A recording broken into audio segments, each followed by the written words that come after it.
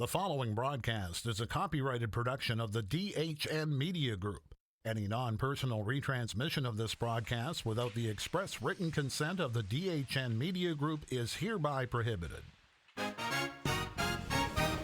It's a Christmas Eve doubleheader on Delaware Hockey Night TV and Delaware Hockey Night Radio coming up.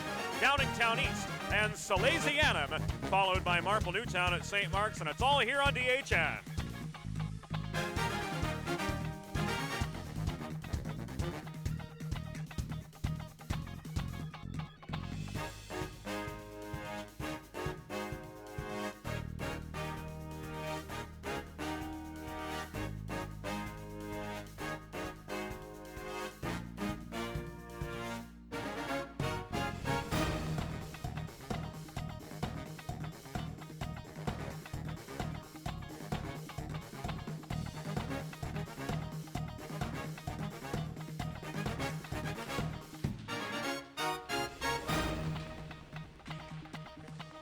Hi, everybody, and a most pleasant good evening to you wherever you may be. Welcome into Delaware Hockey Night, streaming live at dehockeynight.com, and we've got a pre-Christmas doubleheader for you here this evening from the Patriot Ice Center in lovely Newark, Delaware, situated halfway between Philadelphia and Baltimore.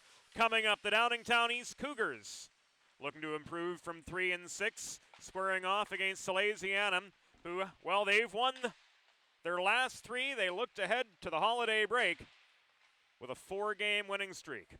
James Witherite flying solo this evening. Color commentator Bob Thomas, of course, in his usual place behind the Salesianum bench, assisting head coach / GM Brian LeBlanc, as this team is starting to find their best rhythm. Aiden Keekett, what can we say more about him in net that we haven't already said? He's just been dynamite for this young Salesianum team, the sophomore. 4-3-2 this year. Gave a solid effort Friday night at Oaks as the Salesianum team survived late penalty trouble to defeat Owen J. Roberts by a tally of 4-2.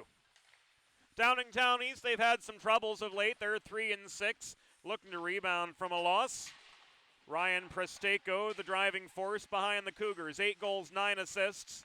Andrew Seglia with 8 goals and 5 assists.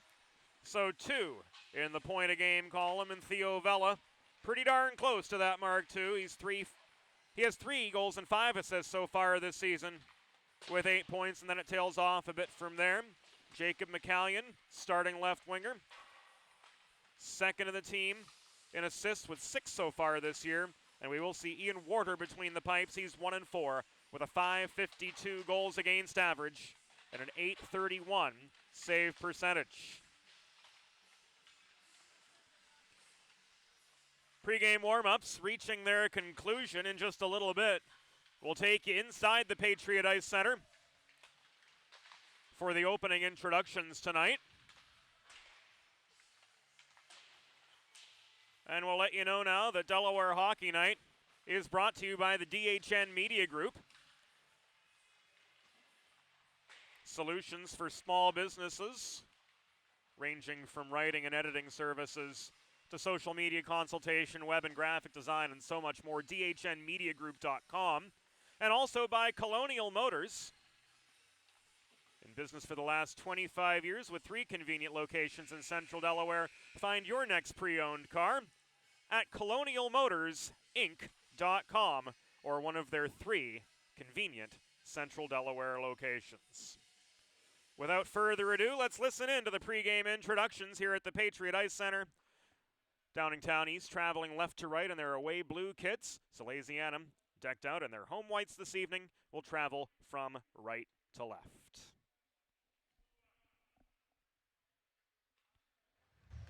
Once again, ladies and gentlemen, good evening and welcome to the Patriot Ice Center.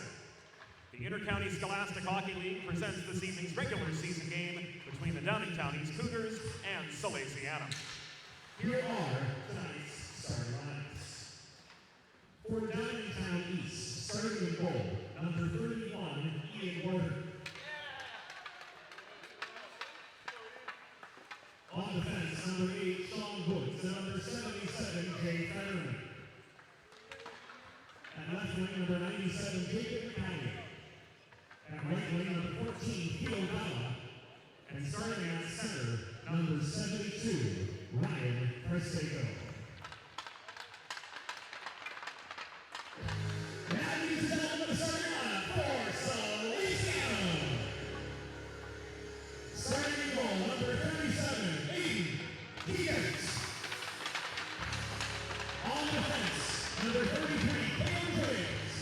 And number 6, Nicholas Babuski. At left wing, number 10, Cam Bergman. At right wing, number 21, Johnny Lee. And the starting center, number 13, James Bell. Salesianum's coached by Brian Woodall. Referees tonight, Mike White and Rob Leviticus. And tonight's official scorer is Austin Duplanty. At this time, we ask that you please stand, and gentlemen, please remove your hats as we honor the United States of America with the Stars Spangled Banner.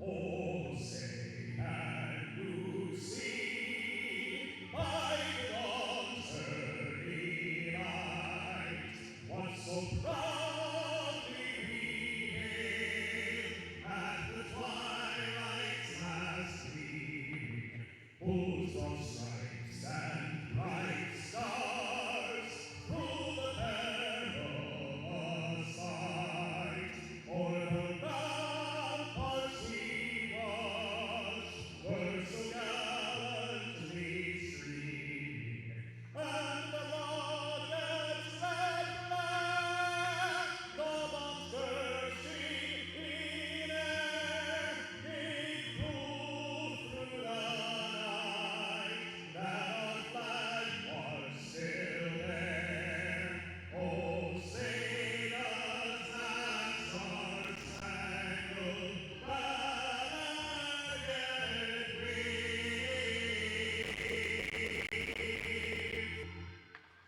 o'er the land of the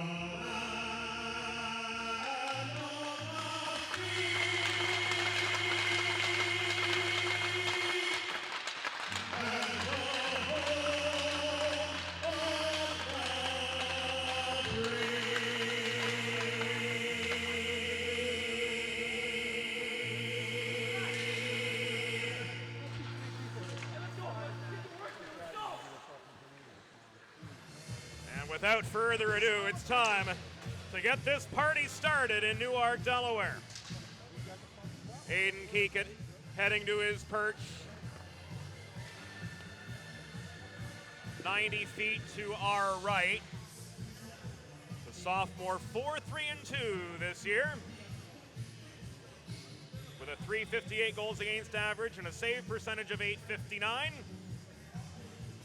His counterpart 178 feet away, Ian Warder, 1-4, .552.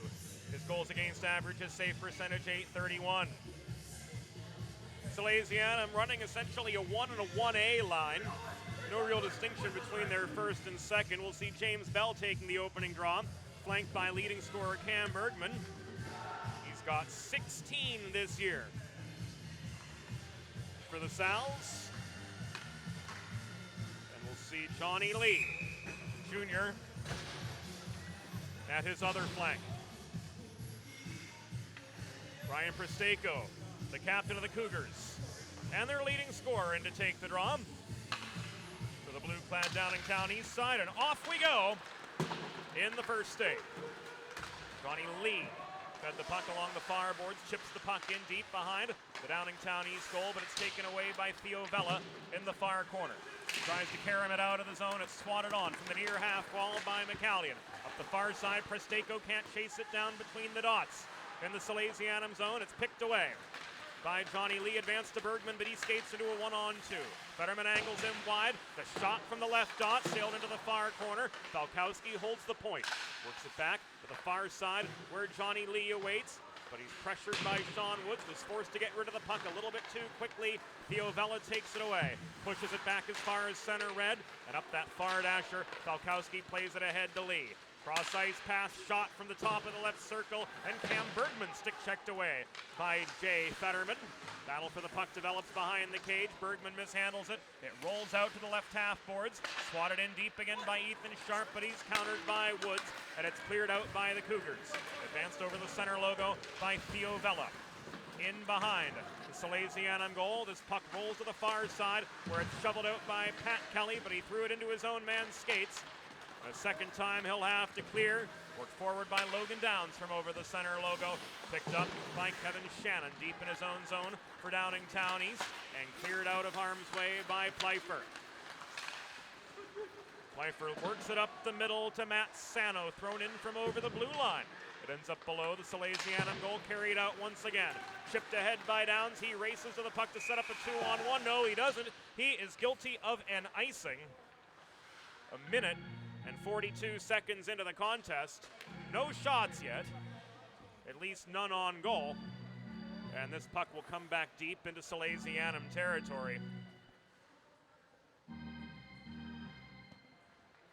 With the second line staying on for the Cougars as well.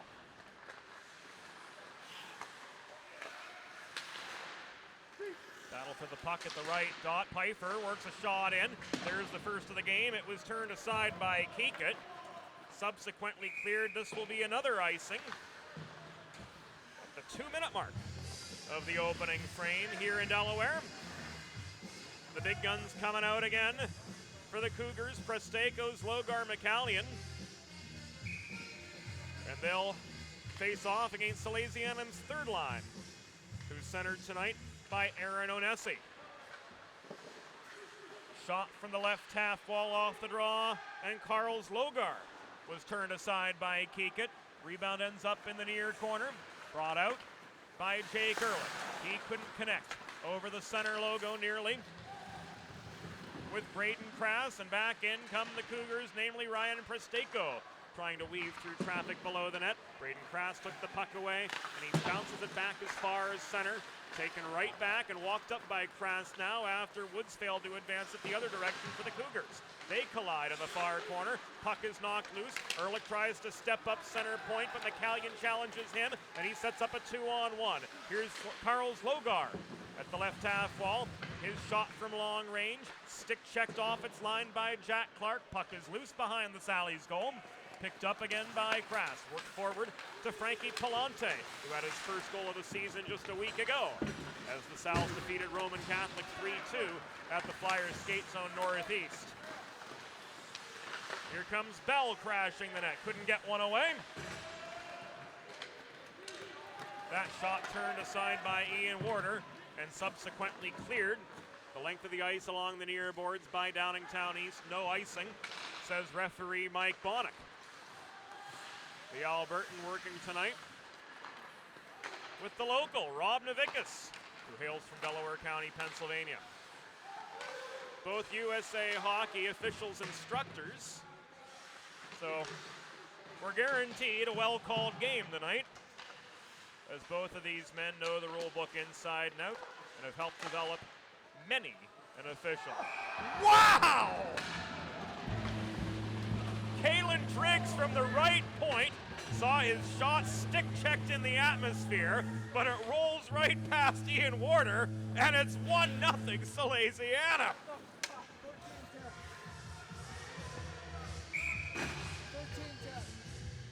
A fluky goal, if ever, and it looked like James Bell got a piece of it.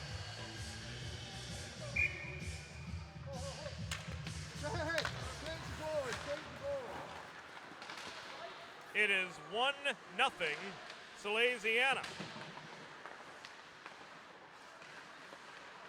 That goal came at 3:46. A Salesianum goal. His 4th of the season. Scored by number 13, James Bell. I got White, interference. Assisted by number 10, Cam Bergman. Time of the goal, 3:46. Bell from Bergman at 3 minutes and 46 seconds in the first period. And on the subsequent Downingtown East entry, Nicholas Falkowski was ruled off for interference. That penalty at the 4-minute mark. So the Downingtown East Cougars on their first power play of the night. Andrew Seglia working the left boards. Flips the puck off his backhand under duress from Sharp. Vela in the far corner, and it's poked away by the Salesianum captain. Salesianum penalty assist to number 6, Nicholas Falkowski. 2 minutes for interference. Time of the penalty, 4 minutes even. Falkowski, 2 for interference at 4 minutes. The first period. I only yelled because you gave me a French fry. Puck out of play as it was cleared out by Salesianum. This one comes back deep into their zone to the left of Aiden Keekett. Sharp wins this draw. Jack Mason holding back on defense along with Pat Kelly. Christian Kinsler is the 4th penalty killer. Seglia working the perimeter of the near circle. Mason bodies him into the corner board. Still Seglia maintains the biscuit, stopping at the half wall. Tried to feed one into the slot, but right into the hands of Ethan Sharp. That puck ends up. He skates to his own blue line, chips it ahead, picked up by Kinsler. Walked in, poke checked away from him at the left dot by the back-checking Sean Woods. Now a crowd surrounds the puck in the near corner. Back it comes. Shot from Ethan Sharp. Off its line. Into the near corner again. Looked like Ian Warder might have gotten a piece of it. Yes, he did, says official scorer Austin Duplanty. Registering that as the 3rd Salesianum shot on goal of the game. Back at the other end, Sano bodied off the puck below the cage by Jack Clark. Out come the Sal's. Kinsler chips another one out of play. Fielding a cross-ice pass at center red. And with 10 minutes and 22 seconds to go in the first period, Salesianum is nursing a 1-0 lead. Face-off to come just above their blue line. 22 seconds remaining on the Falkowski interference minor. Downs able to play this one cleanly. He feeds it across in neutral ice to James Bell. His shot from the top of the right circle, sticked away neatly by Ian Warder. But now it's carried up the middle the other direction by Vela, but he's pickpocketed at the Salesianum blue line by Downs. Downs connects with Bell again, looking for his second. Bell, all the time and space, he backhands one in on the doorstep. It's 2-0 Salesianum.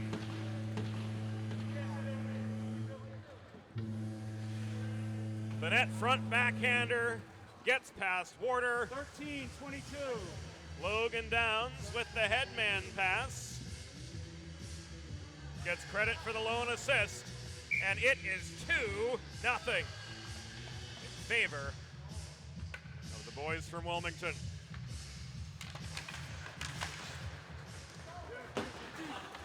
A Salesianum goal, his 5th of the season and 2nd of the game. Scored by number 13, James Bell. Assisted by number 22, Logan Downs. Time of the goal, 6 minutes and 3 seconds of the first period. Bell's 5th of the season, 2nd of the game. From Downs at 6:03. And here's a 2-on-2. Kenzo Variale dumps it back to the right point where it's backhanded in deep by Kraus. Variale battling for the puck alongside Fetterman in the far corner, gave it away. It's advanced to McCallion in through neutral ice. Here he comes up the right wing boards. His advance will be called back due to an offside Theo Vela up the middle. And that gives us a break in the action with 9 minutes and 15 seconds to go in the first of 3 16-minute periods here at the Patriot Ice Center. And as has been custom, Salesianum's off to a pretty strong start. But we'll see if the intensity wanes as play continues. That's been where they've gotten trouble lately. They'll need to keep the intensity up for all 200 feet for all 48 minutes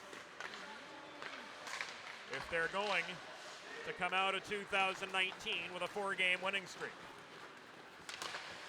Shannon got past center, in line with the far dots for Downingtown East, dumped the puck in deep. It's corralled in the far corner by Sano. Thrown in from a pretty awkward angle, sticked away by Keegan. It appeared from the press box anyway, and Mason's able to clear.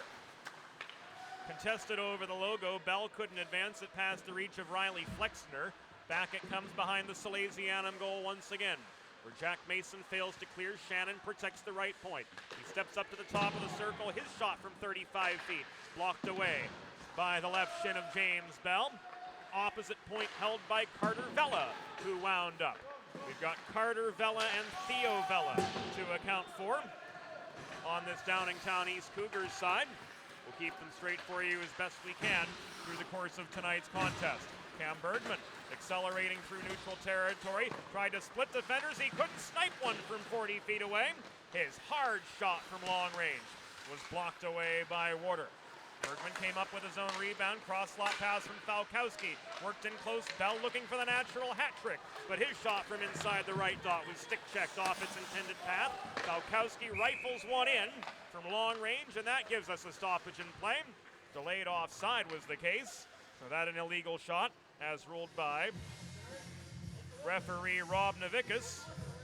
And we'll have a center ice face-off coming up with 7 minutes and 36 seconds to go in the first period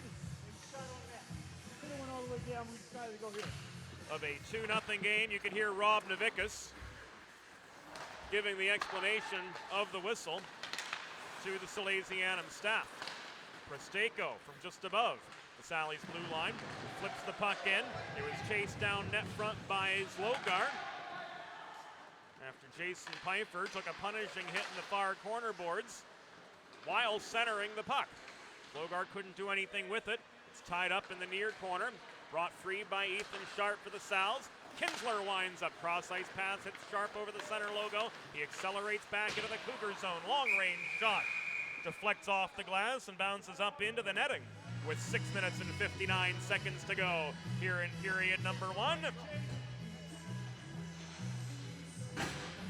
And the ensuing face-off will come from above the Downingtown East blue line to the left of Ian Warder, who's faced 6 shots so far tonight, but he's only saved 4 of them. Ehrlich up the middle to Sharp. Gains the zone, but Sharp couldn't maintain the puck. Shannon swats it away from his reach. Sharp regains to Kinsler in the near corner. Back to Sharp, working below the net. Sharp, bodied off the puck by Shannon, retraces his steps and regains. Tries to walk one out into the slot. He shoots and scores! Ethan Sharp gets on the board, and it's 3-0 Sallies. He had a heck of a time finding time and space, but he was able to get it done.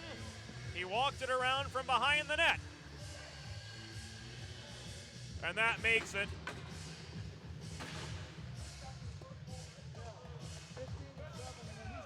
3-0. New goalie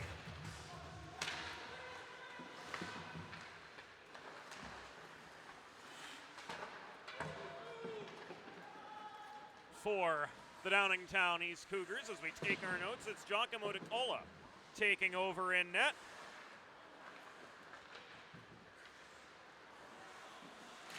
At the 6-minute 25-second, or the 6:35 mark, I should say.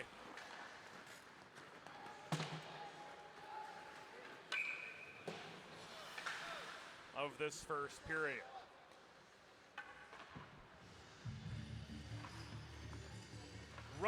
Rough night.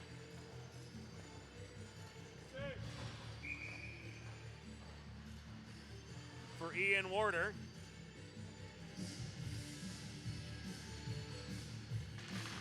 Seven shots, 4 saves.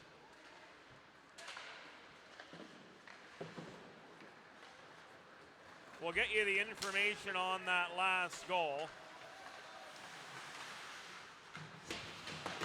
as soon as made available by our official scorer, Austin Duplanty. Meanwhile, Salesianum back on the offensive. But the movement of the puck behind the net by Krass, foiled by Sano. Krass gets it back in the neutral zone, walks it back to the top of the left circle. He's checked off the biscuit as soon as he gets rid of the shot, and it was blockered away successfully by Giacomo DeCola to the near corner.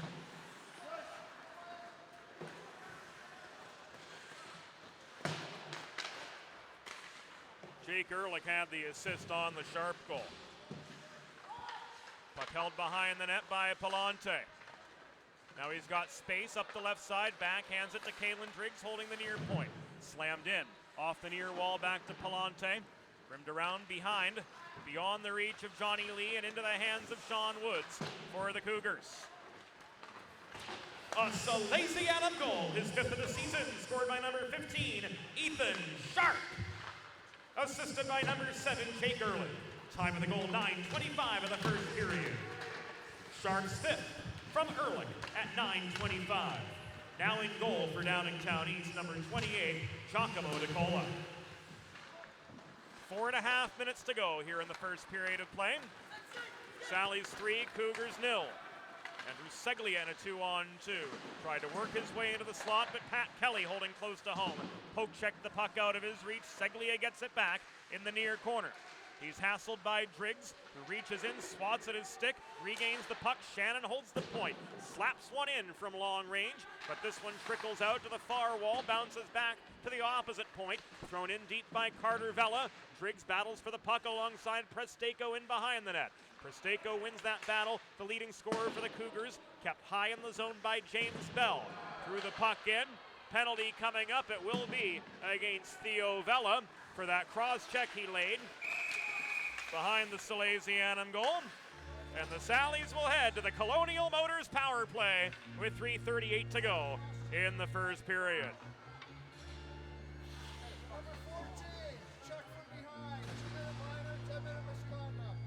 So it's a 2-10 by USA Hockey rules on Theo Vela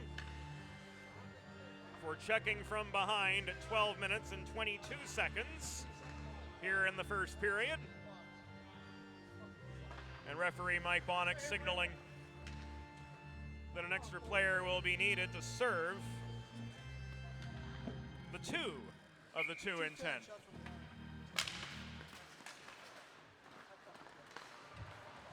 Downingtown East penalty assessed to number 14 Theo Vela. 2 minutes for checking from behind plus a 10-minute misconduct. Time of the penalty 12:22. Vela checking from behind. That's a 2-10 at 12:22. So Salesianum on the Colonial Motors power play for the first time tonight. Get your next pre-owned car at one of 3 Central Delaware locations or at colonialmotorsinc.com. Colonial Motors, celebrating 25 years in business. Bergman and Sharp work the far side. Puck swatted away, cleared by McCallion off his backhand. Along the far boards, back Pat Kelly will recover it behind his own goal for Salesianum. We're inside the final 3 minutes of the first period, and it's been a lopsided one. Salesianum 3, Downingtown East 0. Bergman up the middle, crosses over to the right wall, lost his glove on the way in, he's hacked at, he comes net front, and he buries one on the welcome mat. How about that? Cam Bergman with his 17th of the year, and it's 4-0 Salesianum. All the way, says Rob Novickas. That had Cam Bergman's name on it from the beginning. He walks it in, buries it on the doorstep.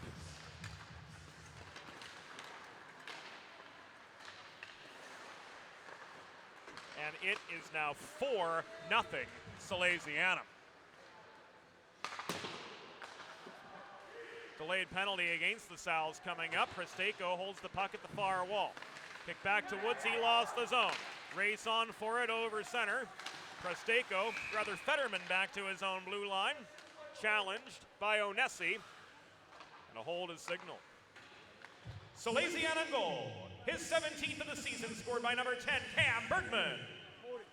Unassisted at 13:27. Bergman's 17th unassisted at 13:27. Salesianum penalty. Assessed to number 6, Nicholas Falkowski, 2 minutes for holding. Time of the penalty, 13:53. Falkowski, 2 for holding at 13:53 in the first period. Right off the opening draw of this Downingtown East power play, the puck ends up in the rafters and out of play. Only a few seconds off the clock as such. We're looking at the final 2:02 here in the first period of action. Sally's on their second penalty kill of the night, but they do have a 4-0 lead as we enter the penultimate minute of the first period. McCallion holding the left point. Works it into Sean Woods in the far corner. Woods takes aim from the top of the left circle. Keekett makes the stop. From fairly long range. Rebound controlled by Seglia in the far corner. Worked to Presteko through the slot. McCallion canceled out by Jack Clark. Seglia gets it again. Ehrlich posts up close to home to try to cancel out McCallion now. Puck thrown in by Presteko from an awkward angle, bottom of the right circle. It popped up in the air. Seglia shovels away at it. In the far corner, Jack Clark tries to hold it in. Presteko backhander net front, and McCallion buries it on the doorstep. A power play goal for Downingtown East. Jacob McCallion finishes the job, and it is now 4-1 as the Cougars get on the board with 71 seconds to go in this first period.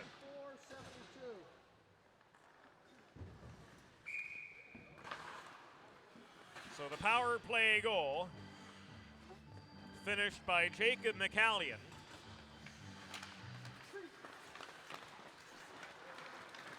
Took place amid a pretty congested and commotion-laden slot. Keekett had to move east-west, couldn't keep up with it, and that's where the net was open and the goal given up. Downingtown East goal, his second of the season, scored by number 97, Jacob McCallion. Assisted by number 4, Andrew Seglia, and number 72, Ryan Presteko. Time of the power play goal, 14:49. 1 minute remaining in the first period. 1 minute. And Flexner was just checked into a loose door, and right into the penalty box he went, with 56.3 seconds to go in this first period.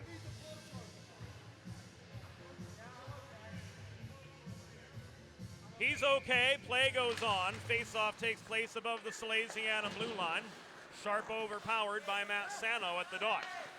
Shannon works it up the right side. Pfeiffer chips it in astride the center stripe, so there's no icing here. Pat Kelly works play back the other direction. Shoveled in by Kinsler from well over. The Cougars blue line chased down to the near corner. Kinsler and Shannon converge on the puck. We're down to the final 30 seconds of this first period. It's cleared back out, recovered by Downs at center red. Worked across to the far side, Ethan Sharp back to his own blue line. Will try to build up some momentum through neutral territory. He dumps it in from over the blue line. Evades bodily pressure from Sano, but lost the puck behind the Downingtown East cage. It was cleared out by Shannon, rifled back in. Delayed offside, says Navicka. 6 seconds to go in this first period. Shannon, under pressure from both Kinsler and Sharp, is unable to escape the zone. The horn sounds. The first period ends through 16 minutes of play.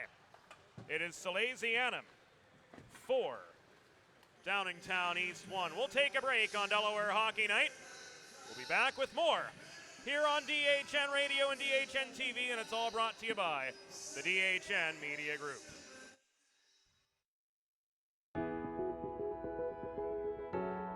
A strong first impression is crucial in today's fast-paced world. With decades of experience in print, digital, and broadcast media, the DHN Media Group is uniquely equipped to make your brand's first impression a memorable one. To learn about writing and editing services, web and graphic design, social media consultation, multimedia production, and more, visit www.dhnmediagroup.com.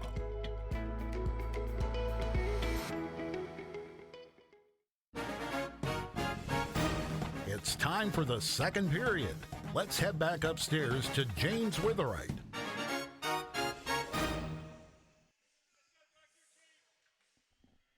Welcome back into the Patriot Ice Center. Welcome back into Delaware Hockey Night. We're through 16 minutes of play. Salesianum has a 4-1 lead over the Downingtown East Cougars. Complete domination from the Sals to get things started. 2 quick goals from James Bell, then 1 from Ethan Sharp, and 1-2 from Cam Bergman. Second period's underway. Team switch ends. Sally's traveling from left to right. Bergman got held up. The Downingtown East blue line by Seglia. And it's worth mentioning, too, the lone Cougars goal of the first period was a power play tally by Jacob McCallion as Aiden Keekett was left on the run amid a very congested slot. Lots of action in front of the blue paint, and McCallion was able to put away the rebound of an Andrew Seglia chance to get the Cougars on the board. Seglia in a 2-on-1 centering pass. Presteko mishandles it. It was put on a tee for him by Seglia on the welcome mat. Bell came up with the rebound. He was bodied to the far side by McCallion.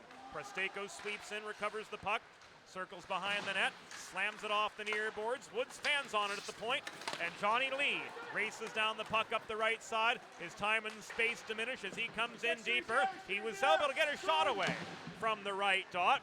Delayed penalty coming up. It will be against Downingtown East. Extra attacker on as Keekett made a beeline for the net, or for the bench rather. Sharp couldn't connect across ice to Bergman. Puck bounces back deep into his own zone. Forechecking pressure from McCallion. Falkowski challenged near side. McCallion with the touch. Possession and control ruled, and a hook signaled at the 82nd mark.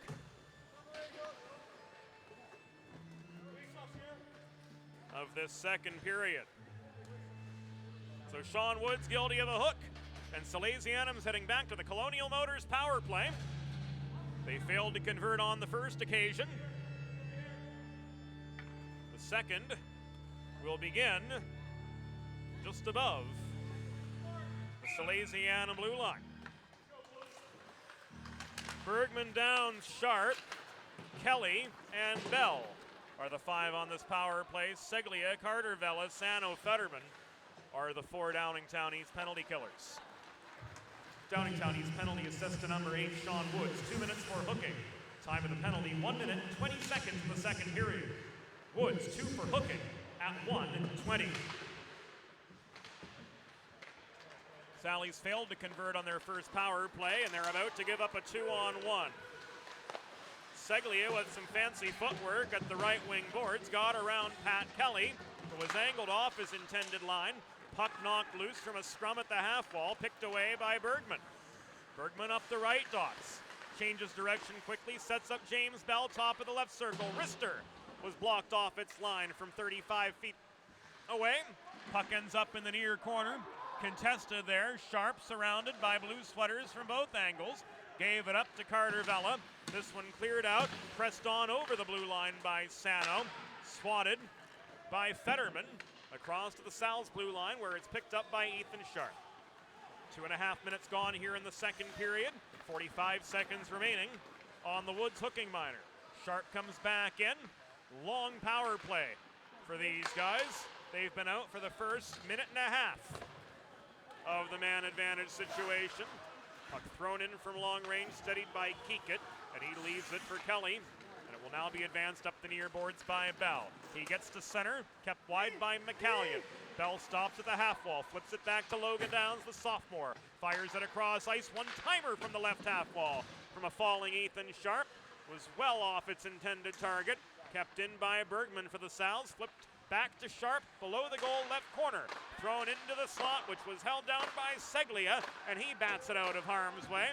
But it's picked up again by Bergman. The forwards anyways have been out for nearly the entire power play, well, at least Sharp and Bergman have. Bergman bodied off the puck by Presteko at the left point. Had some help at that far side by Falkowski. It's thrown in again. Downs turning the right corner. Leaves it behind the net to Christian Kinsler. Kinsler hacked at in the near corner by Seglia. Lost the puck. It was taken away by Carls Logar. Thrown in by Sharp from the right half wall, who got it back. Sticked away from his intended line to the far corner. We've only seen one shot on goal, make it two. Here in the second period, there's a third. A slapper came from the left half wall. And Logan Downs, which was blocked down by Giacomo DeCola. His fourth save and 5 shots faced so far. Sharp gets another one off from the right dot. But it's caught and held on to by Giacomo DeCola, and that brings us a break in the action with 11:40 to go. 4 rapid-fire shots as the Sal's keep the pressure on post-power play. But DeCola answers every call, and this remains a 4-1 game with Braden Crass on to take the ensuing draw. False start, so indicated by the whistle. Downingtown East was short a player for the face-off. And play can't resume until proper manpower is established by both sides. That 5th guy came on. Off we went, and the Sal's keep the pressure on. Crass trying to run the gauntlet behind the net. Gave it up. Puck swiped away from him by Sano. Chased down by, at the far side, Onesi. Onesi brings it back high. He was pressed up to the half boards by Jay Fetterman. Still, he maintains the puck, sets up Jack Clark. Shot from long range, top of the right circle. Turned aside by DeCola, and the rebound is cleared out successfully by Downingtown East. Pfeiffer dropped past Sano, top of the left circle. He was knocked off his feet as he got the shot off, and back come the Sal's, but it's Frankie Palante into a 1-on-3. He tried the deep pass Fetterman at the top of the far circle, couldn't do so and maintain the puck. It's worked forward up the middle, Ryan Presteko's shot from center point right into the leg of Jack Clark, and this puck bounces back to center. Thrown in by Fetterman from there, steadied by Keekett, left to Clark behind the net, and he's shouldered into the far boards in his own zone by the forward-checking Jacob McCallion, lone scorer for Downingtown East so far tonight. We're nearing the 6-minute mark of the second period. Salesianum with a 4-1 lead over Downingtown East. Special thank you tonight to Enzo Variale helping us out in the broadcast box this evening, serving as our videographer here for the first half of tonight's doubleheader. Kinsler's shot from just above the right dot was covered up by Giacomo DeCola III, lunging out of the crease to do so. And with 9 minutes and 57 seconds to go in the second period, Salesianum recording their 15th shot of the game. Unable to build on a 4-1 lead thus far in the second period, but Cam Bergman and company are on for the ensuing attacking zone faceoff. Puck thrown toward the cage by Bergman right off the draw. It bounces to the far point. Mason almost had one, but he found nothing but the post from the left point through rush hour traffic. Bergman couldn't maintain the puck high in the zone. Pfeiffer poked it away from him, and Bergman has to trail back to his own blue line to get the momentum going again. James Bell tries to backhand it away from the reach of Pfeiffer, but the Cougars come swarming in on the forecheck to establish position in the Salesianum zone. Now Bergman's got a little space. He flips it over the head of Carter Vella, races the puck down, gets a hasty shot off from the bottom of the right circle. He ends up tripping a guy. Oh no, here we go. Bergman took a retaliatory hit after the fact from Carter Vella. And then they got tied up in the far corner. A few blows thrown between the two. Sano tried to take Bergman off Vella in the corner.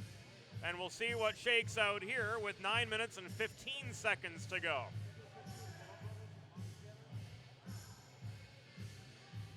So Bergman making his way to the box.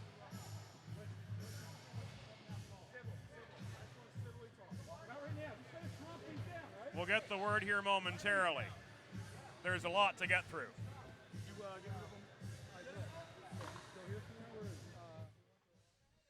We'll listen in as best we can.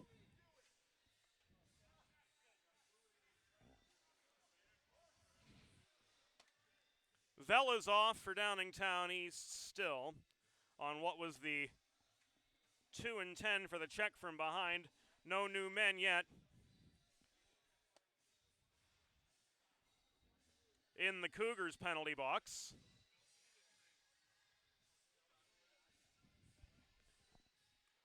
And just a bit of a holding pattern here while Rob Novickas, Mike Bonnick, and Austin Duplanty get everything sorted out one story below.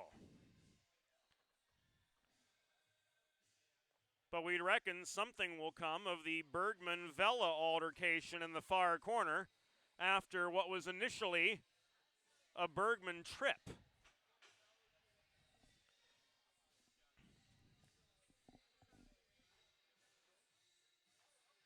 We inadvertently let the clock run.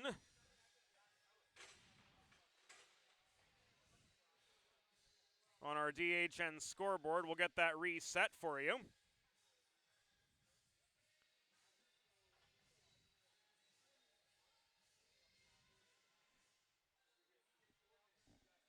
$9:15 to go.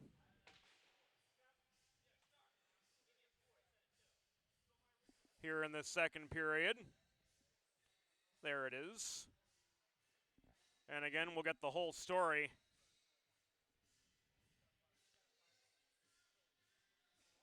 from Austin Duplanty momentarily.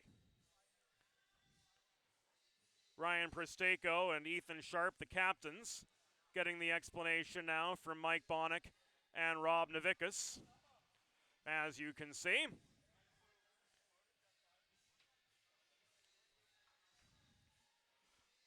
And there's going to be a lot of ink on this one, guys. Nobody got the gate, so that's a good sign.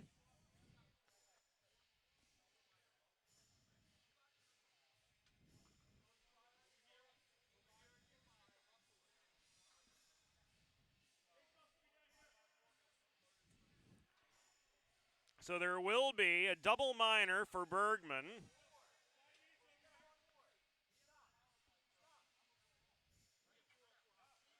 And a major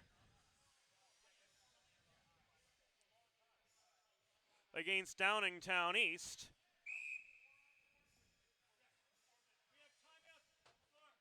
And now Downingtown East is going to take their timeout. Timeout, Downingtown East. Salesianum penalty, number 10, Cam Bergman. A double minor, 2 minutes for tripping, and then another 2 for roughing. Downingtown East penalty, number 6, Carter Vella. 5 minutes for fighting and a game misconduct, all at 6:45.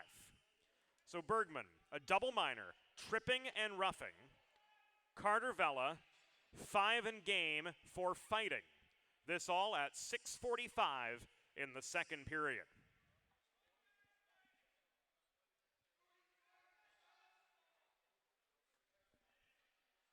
So we're going to be 4-on-4 for the next 4 minutes.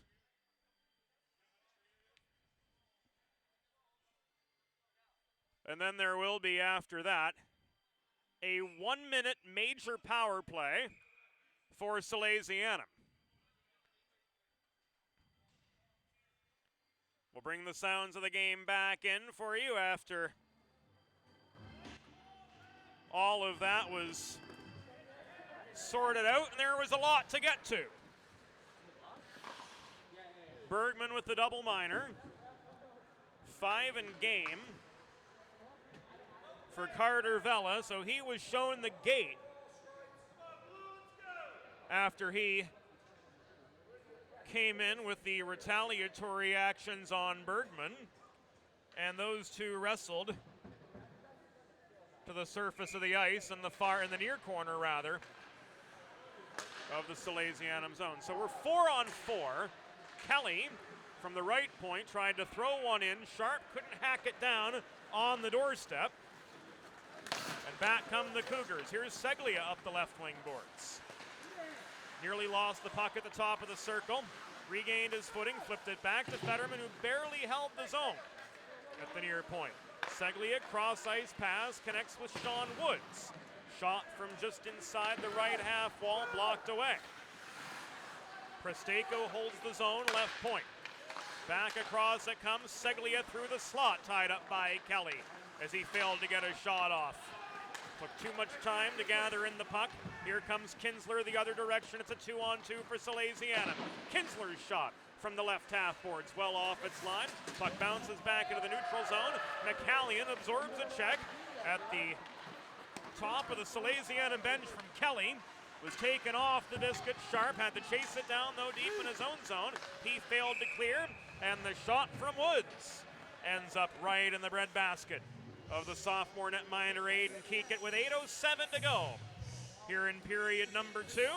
That the 6th Downingtown East shot of the night. And the ensuing face-off nearing the halfway point will take place to Keekett's left. Bell and Flexner in to take the face-off. It's won by Bell, advanced up the left wing boards by a double-teamed Logan Downs. He and Sano collide on the far corner. Downs maintained the puck, flipped it back to the left point. It was thrown in from long range by defenseman Kalen Driggs. Blocked away. McCallion chips it back the other direction. Long range shot, stick by Keekett to the near corner. Chased down by McCallion. Driggs plays the body on him, works it free, connects with Bell. Cross ice pass. Here's Logan Downs. Back in up the left side. Lazy drop pass to Nicholas Falkowski, who had to reach to maintain possession. Flexner challenged him high in the zone, and now James Bell works with the puck in the far corner of the Downingtown East End. Back to Falkowski. They play keep away far side. Falkowski cross ice pass, one-timer from Driggs, 5 feet above the top of the right circle. Saw Driggs get terrible contact on the puck, and it's cleared out again. 1:50 to go in the 4-on-4, and then a very brief power play for Salesianum coming up after that, as Bergman is now in his second minor. This is the roughing minor. The tripping minor has reached its conclusion, and serving the fighting major is Pfeiffer, as Carter Vella was ejected for his violent actions. Driggs got past center up the near side, dumped the puck in, fresh legs on for the Sallies with 6.5 minutes to go in the second period of a 4-1 game. It's been a scoreless second period for these first 9.5 minutes of it. Clark, challenged by a forechecking Presteko, was forced to change direction in his own zone up the near wall. Presteko got the puck away from him. Trying to set it up to Seglia in the slot, but missed his man. Woods held the zone. Presteko bodied off the biscuit, coming in from the right corner, sweeping in. Braden Krass takes it away. Krass plays the carom shot up the near side, can't connect with Kinsler. Seglia recovers for Downingtown East, who are still down 3 past the 10-minute mark. Presteko could not beat Keekett on the doorstep. Tried to go 5-hole right on the welcome mat. The captain of the Downingtown East Cougars did, but Aiden Keekett had the last word, squeezing the knees and covering up the puck for his 8th save on 9 shots faced so far. Face off to Keekett's right, Sharp and Vella. Puck thrown in by Theo Vella, the only one left here tonight, but Keekett denied him. Back the other direction comes Johnny Lee, stopping at the top of the right circle. He's challenged by Sean Woods. They migrate to the near corner of the Downingtown East zone. Woods pitchforking away, gains some space to play the puck, and he'll carry it up the right side. Worked ahead to Theo Vella. Vella and McCallion entered together, but into a 2-on-3. Long-range shot from the right half wall. It came from Vela, but it was denied by Keegan. Colonial Motors power play begins right now for Salesianum. They've got 50 seconds left with the man advantage. Bergman, he's right on. He dekes through traffic up the middle, tried to bury one on the welcome mat, but the last word this time goes to Giacomo DeCola III. Blocks down the angle and freezes the puck. 44 seconds for Salesianum with the man advantage. Bergman will take the draw. Sharp to his right, Downs to his left. Pat Kelly and James Bell back at the blue line. That 4-1 power play that's so in vogue now. With Bell working as something of a floater, and he blocked down a clearing attempt from Flexner from right over the blue line. Sal's will have to regroup in the neutral zone. Bergman, with time and space and 20 seconds left on the man advantage. Carries the puck up the middle. Flexner tried to trip him up coming through. Bergman through the slot, gave it away. Centering pass off his backhand was pressed to the far boards by Seglia, and the puck subsequently cleared by Carls Logar. Just over 4 minutes to go in the second period of play. Salesianum yet unable here in the middle frame to build on their 4-1 advantage. And Bergman behind his own goal with the penalty having expired. Works the puck ahead to Ethan Sharp. Out of the zone he comes with a cross-ice pass to Bell. Behind the back, backhander to Bergman. On ahead up the left wing boards he comes. Centering pass from the corner resulted in a failed one-timer net front from Sharp. Bergman gets it back again. Sano bodies him off the biscuit. They're tied up behind the cage. They both lost sight of the puck. Sharp was able to pick it away, but he couldn't keep the momentum going for the Sows. Far wall, the battle continues. Downs into Bergman. Wraparound, buries it, yes! It is 5-1 Salesianum.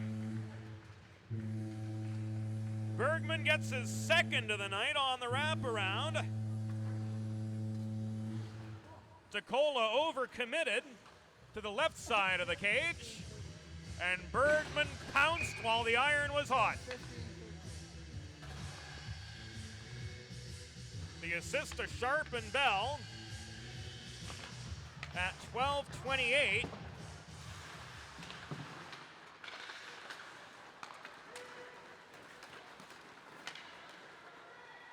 And Salesianum extends their lead to 5-1. Make it 6! Woo! The onslaught continues.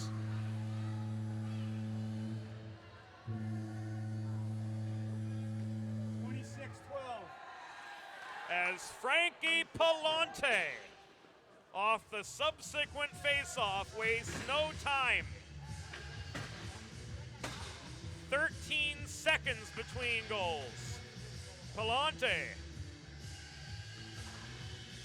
from Vincenzo Variale. And it is 6-1.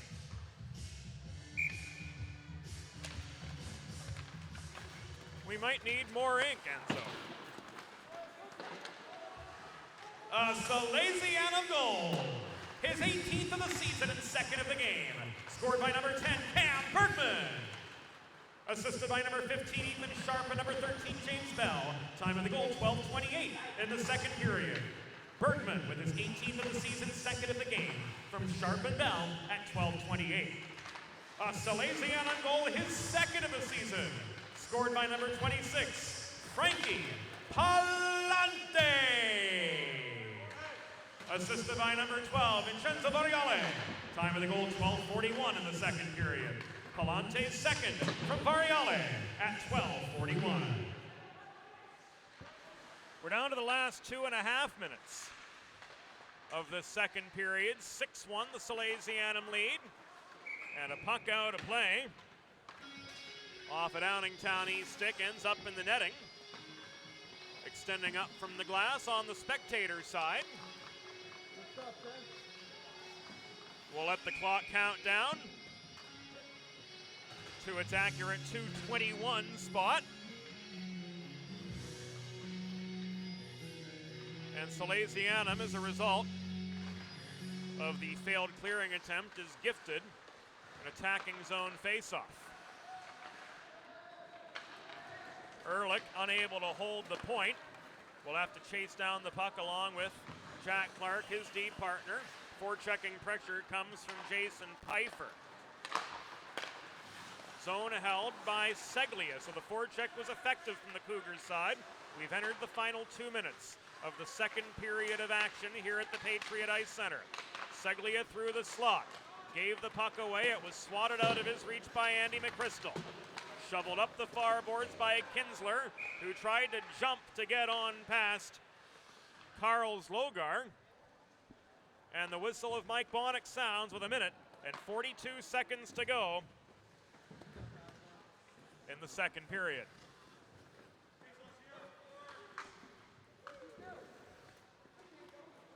Kinsler is going to come off for a hold.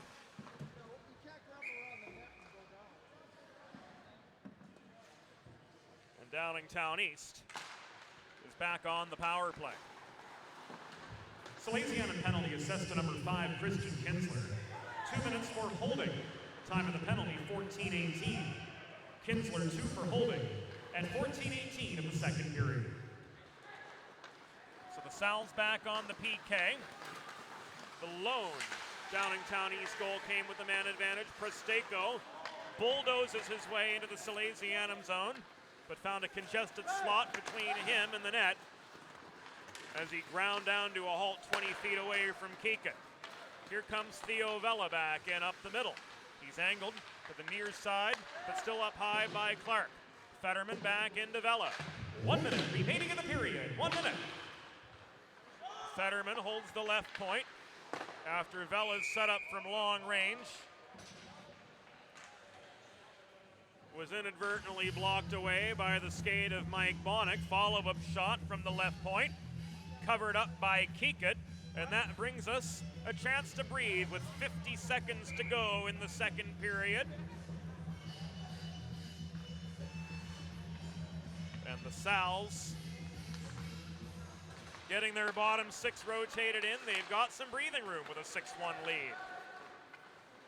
Woods pressed back into neutral territory by Palante. Works it back near side. It's advanced in by Seglia. Puck rolls to the far corner, backhanded by Jack Mason. Up the far side, held in by Woods at the point into Presteko. Down to the final half minute of the period. Presteko's shot rings off the glass, and that one echoes off these metal walls at Patriot.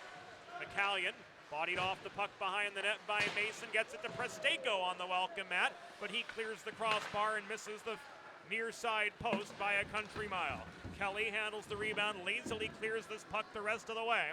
We're down to the final 5 in the period.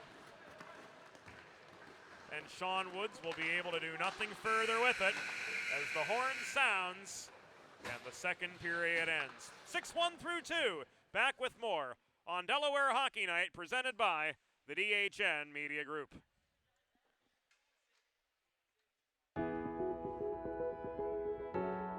A strong first impression is crucial in today's fast-paced world. With decades of experience in print, digital, and broadcast media, the DHN Media Group is uniquely equipped to make your brand's first impression a memorable one. To learn about writing and editing services, web and graphic design, social media consultation, multimedia production, and more, visit www.dhnmediagroup.com.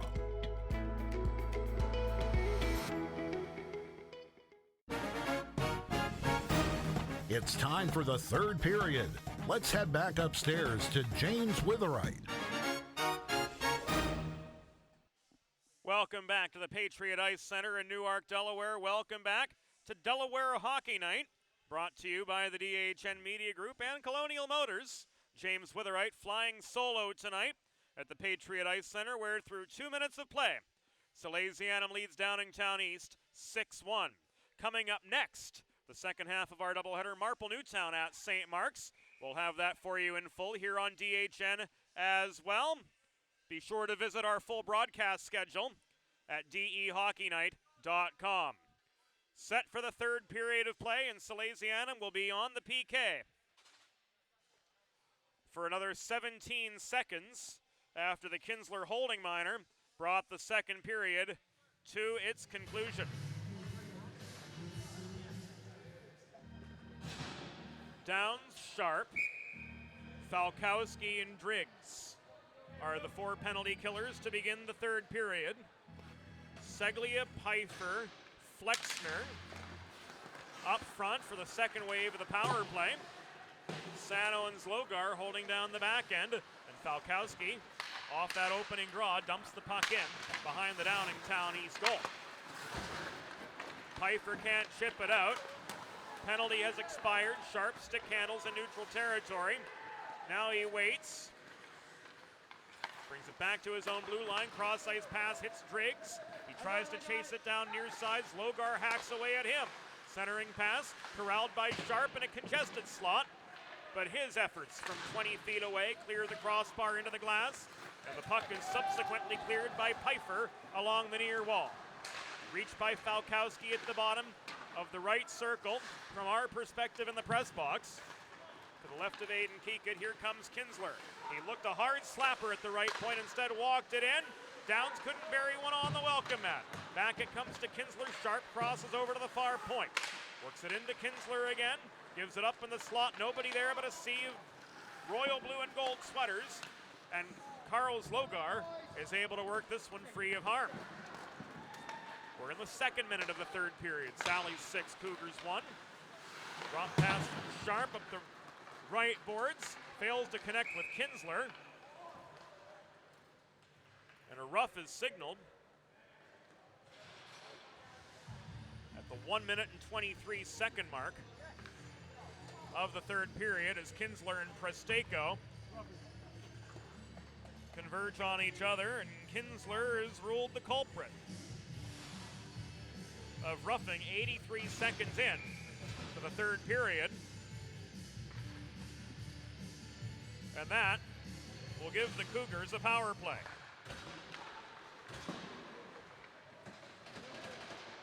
Theo Vella holds the far corner.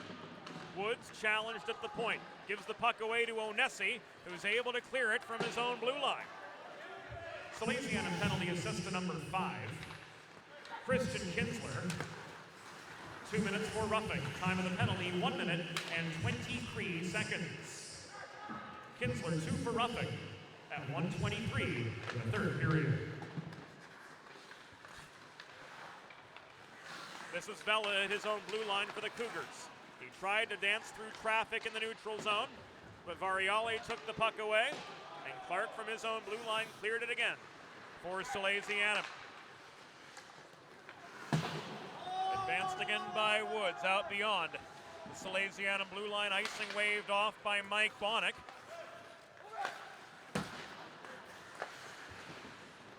Vella chips it in again. Up the right side. Contested below the net, Jack Clark.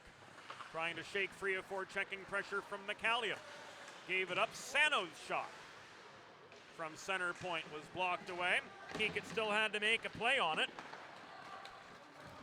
With 36 seconds remaining on the Kinsler foul. Johnny Lee once again clears. Forechecking pressure came in the form of Palante, but he lost his footing, vying for the puck alongside Matt Sano behind the Cougars' goal. Seglia walks it in. Kelly plays the body on him. Seglia through traffic scores. Both Downingtown East goals so far tonight have come on the power play. Seglia with his 9th of the season. 4-18. Connects at 3:06. And it's now 6-2. Downingtown East goal, his 9th of the season. Scored by number 4, Andrew Seglia. Assisted by number 8, Carl Zlogar. Time of the power play goal, 3:06. Seglia's 9th from Zlogar. At 3:06 in the third period, it was a power play goal. Lee tags up, re-enters. So the delayed offside canceled out.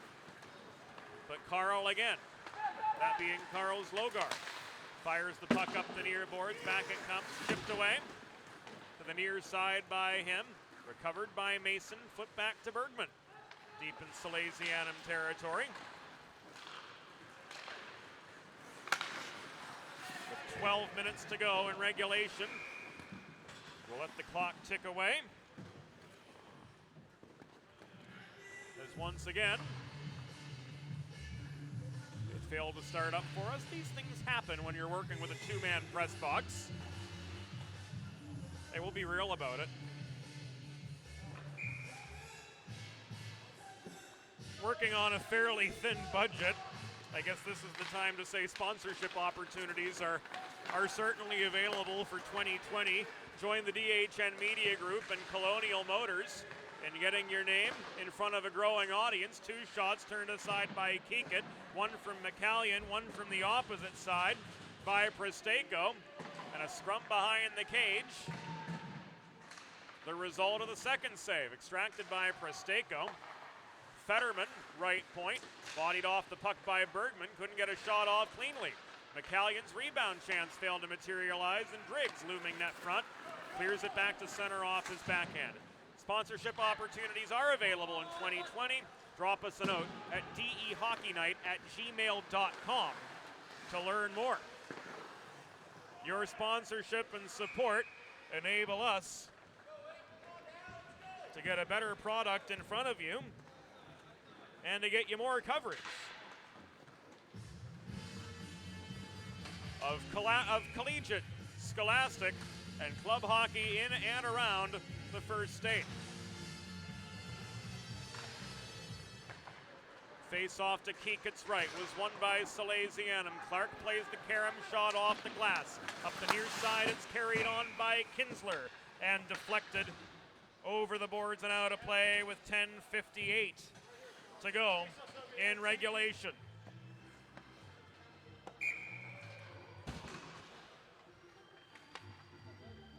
This face-off comes above the Downingtown East blue line. Sharp can't walk it forward off the dot. Andrew Seglia takes it away, but he's into a 1-on-2. He gets stood up in the high slot by the back-checking Jack Clark. And Ehrlich swats this puck hard out of his zone, but right into the hands of Sano just in front of his own blue line for Downingtown East. Kicked back by Flexler to Seglia. He's bodied away from his intended path up the middle by Sharp. Seglia pickpocketed just inside the Sally's blue line by Downs. And here comes Downs the other direction, racing up the left wing board. Centering pass, shot from Sharp, deflected high and out of play with 10:21 remaining here in regulation. It's a 6-2 lead for Salesianum. Shots 23-17 as the Cougars dominated the first 5 2/3 minutes of this third period. Presteko and Crass meet just above the Downingtown East blue line. Presteko's able to shovel the puck up the near boards into the Salesianum zone, but given up to Mason.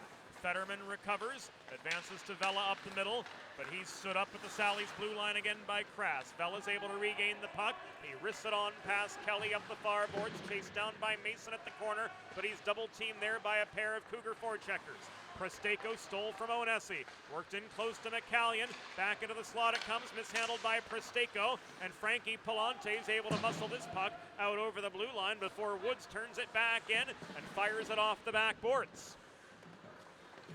Kelly works this one to Palante, nearly up over the blue line, swatted ahead by Mason, but played on in the Downingtown East end by Woods. Cross-ice pass to Fetterman, led to a failed breakout, and back come the Salesianum side. Crass to Kelly at the right point. He threw a puck in from there that bobbled through the slot. Palante couldn't finish on the doorstep. Still Palante chases the puck down. Bergman, near corner. Palante challenged. He tried to jam one in at the top of the blue paint, but DeCola freezes the puck with 9:01 remaining in regulation, and his Downingtown East Cougars down 6-2. DeCola's shoulders not much higher than the crossbar. So suffice it to say he doesn't fill up a whole lot of the net. But he blocks his angles more than respectably. And he's only given up 3 on 17. By comparison, Keeket's given up 2 on 17. DeCola coming in cold has done a mighty admirable job for these Cougars. Keeket freezes the puck at the other end with 8:37 to go. And the ensuing face-off will come out to his right. Scrum over the dot, Flexner and Bell both lost sight of the biscuit. Pfeiffer tries to backhand one in. Keeket made the catch, and he hangs on for yet another break in the action with 8.5 minutes remaining. In the 6-2 game advantage, Salesianum.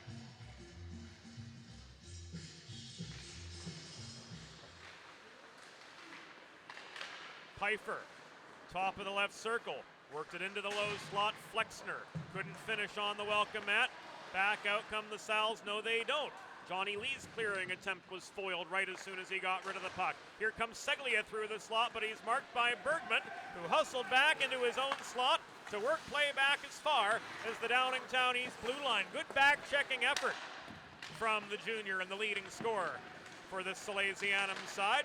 He's hacked at by Seglia as he comes back through the neutral zone. Here comes Cam in a 2-on-1. Centering pass, Sharp thrown through the slot.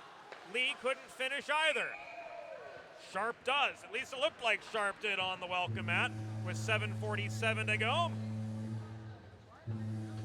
An ugly goal, but it counts all the same.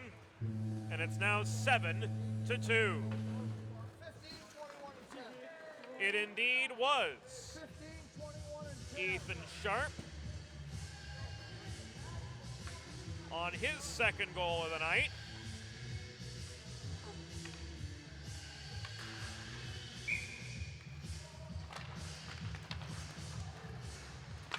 Not a highlight reel goal by any sense of the term. Pretty, it wasn't. But there are, as we've said many a time, no style points. And Sharp's second of the game makes this 7-2. Here's a 3-on-2 for the Sal's. Downs gives it up, though, from outside the blue line. Puck skitters to a halt at the near half boards. Taken away by Downs from Presteko. A Salesianum goal, his 6th of the season and 2nd of the game. Scored by number 15, Ethan Sharp. Assisted by number 21, Johnny Lee, and number 10, Cam Bergman. Time of the goal, 8:13. Sharp's 6th of the season, 2nd of the game. From Lee and Bergman at 8:13. A glove save from Giacomo DeCola brings us a stoppage in play with exactly 7 minutes to go. Sharp wins the draw at the far corner. It's thrown in by Clark from the point, blocked down by Sano. Worked free, carried on by Pfeiffer. He gives it back to his left and Andrew Seglia. His shot from long range was turned back behind the net by Keeket. A scrum develops over the puck. It's loose in front of the pit. Kicked back to the right point. Thrown in. Blockered away. And Carl Logar's shot from long range is covered up and held onto by Aiden Keeket with 6.5 minutes to go.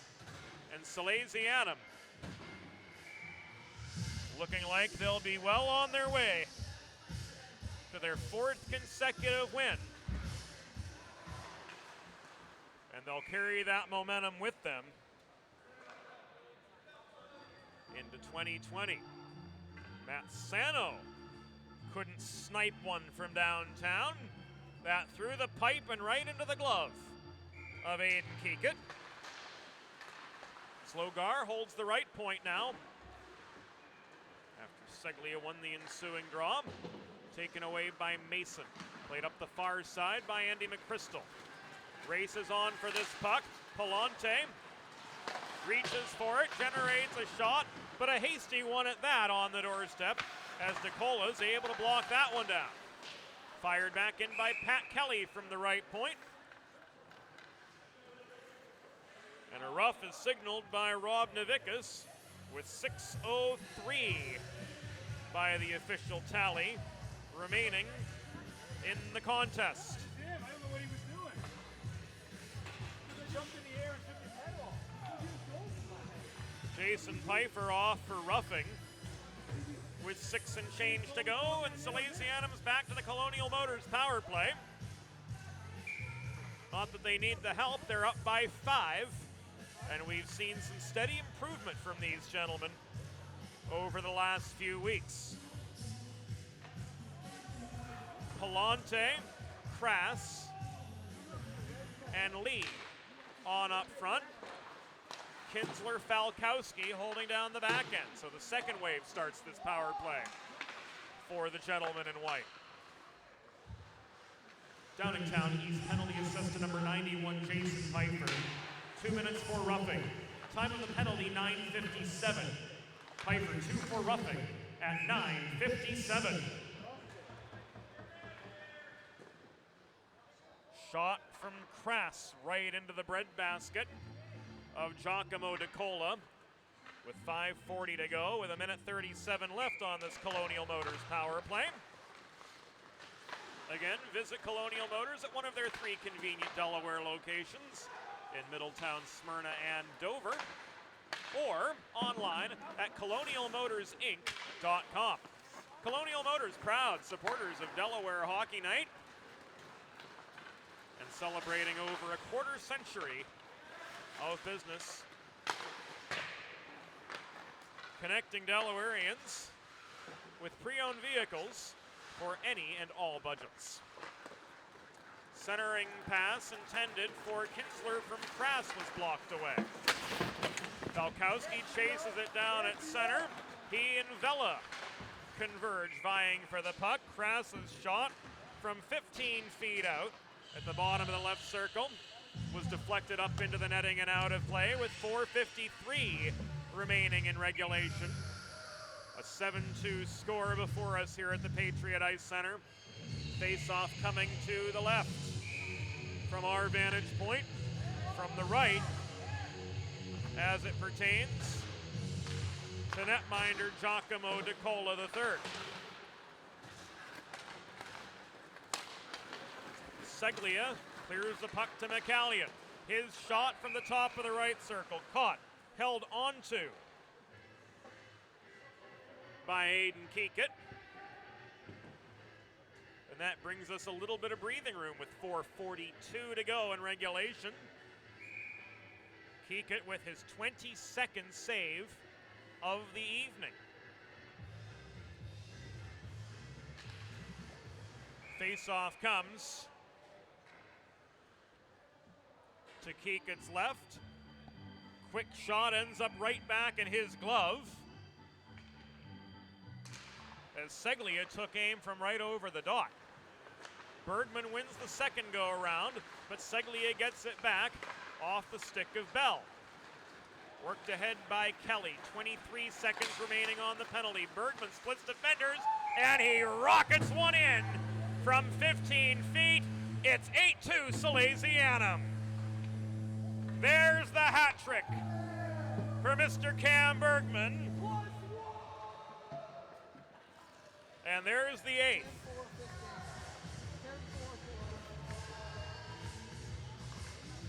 For the Salesian gentlemen, a shorthanded goal no less. Bergman splits defenders, and that was an absolute rocket from him to bring his seasonal goal tally to 19. A Salesianum goal, his 19th of the season and 3rd of the game, scored by number 10, Cam Bergman. Assisted by number 4, Pat Kelly, and number 15, Ethan Sharp. Time of the shorthanded goal, 11:36. Bergman's 19th of the season, 3rd of the game, from Kelly and Sharp. At 11:36, it was a shorthanded goal. And that shorthanded goal brings us to the final 4 minutes of action here at the Patriot Ice Center. As Salesianum is starting to put it all together. They lead Downingtown East 8-2. And if it weren't for Rob Navickas serving his half of this officiating crew, we could have long ago said that Elvis has left the building. Not the case. Rob's here, known as Elvis in the room. Scrum for the puck net front in front of Keegan. He covers up, and that brings us a stoppage. With just under 200 seconds remaining, and that was a power play goal. Forgive me.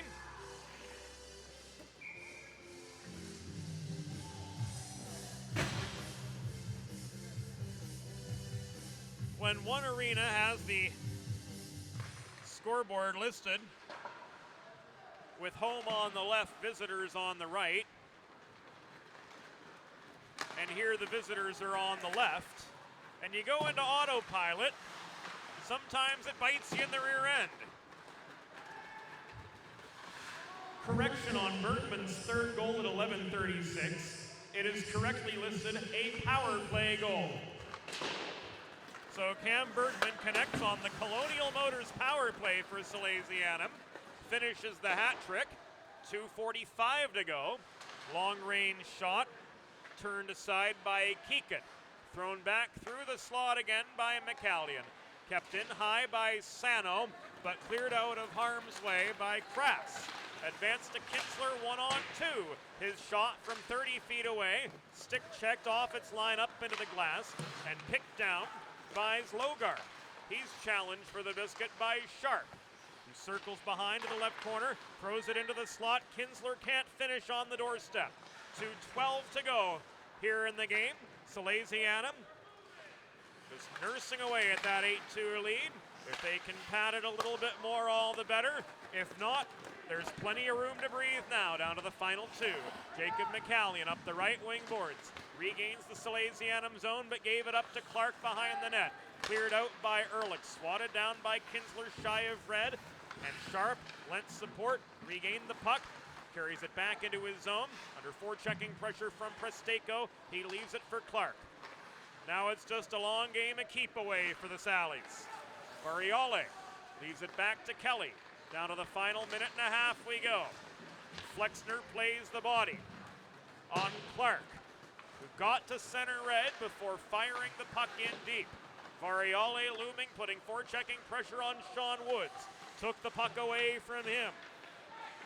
Variale with his first assist of the season tonight, helping Frankie Palante on a goal late in the second period. Mason, one-timer from the left point. Caught the skate of Woods' net front. Variale tried to finish on the doorstep, couldn't get there in time.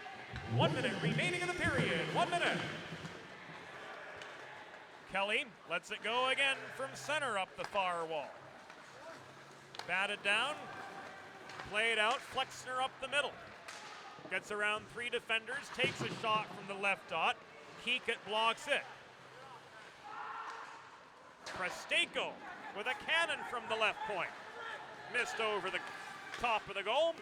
Palante advances to Bergman the other direction. We're down to the final half minute. Sano reaches for the puck below his own goal, but it's taken away from him. Thrown net front. Mason steps up. One-timer was blocked down in a congested slot. 15 seconds remaining. The right wing boards comes Logar. He runs rush hour traffic up the near side. Palante keeps him wide as he careens into the Salesianum zone. 3, 2, 1. That is it. Salesianum notches their 4th consecutive win as they beat Downingtown East by a score of 8-2. Coming up next on DHN, Marple-Newtown at St. Mark's. A special thank you to Enzo Variale helping us out in the press box here tonight for the entire DHN crew.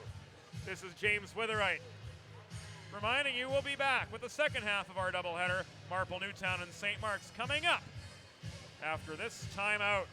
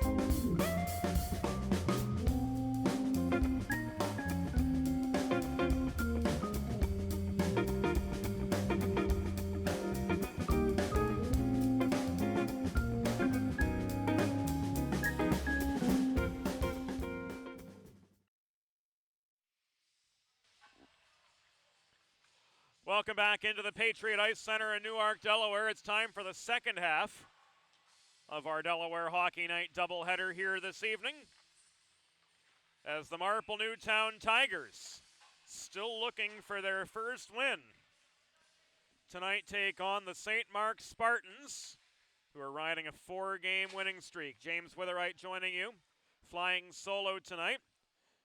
Our color commentator Bob Thomas, of course, on coaching duty for Salesianum, who earlier tonight, led by a hat trick from Cam Bergman, defeated Downingtown East by a tally of 8-2. Pre-game warm-ups have concluded for Marple-Newtown and St. Mark's. Without further ado, let's listen in to this evening's opening introductions. Ladies and gentlemen, welcome back to the Patriot Ice Center for the second half of tonight's Intercounty Scholastic Hockey League doubleheader. The ICSA Down presents tonight's Liberty Division regular season game between the visiting Marple-Newtown Tigers and your St. Mark's Spartans. Here are the starting lineups. For the Marple-Newtown Tigers, starting in goal, number 72, Matthew Bailey. On defense, number 10, Colin Donegan. And number 36, Dominic Mandel. At forward, number 18, Logan Ian. Number 45, Chris Vasseline. And number 30, Drew Rory. Now, ladies and gentlemen, the starting lineup. For your St. Mark's Spartans, coached by Mike Sidney. Starting in goal this evening, number 85, Sean Slade.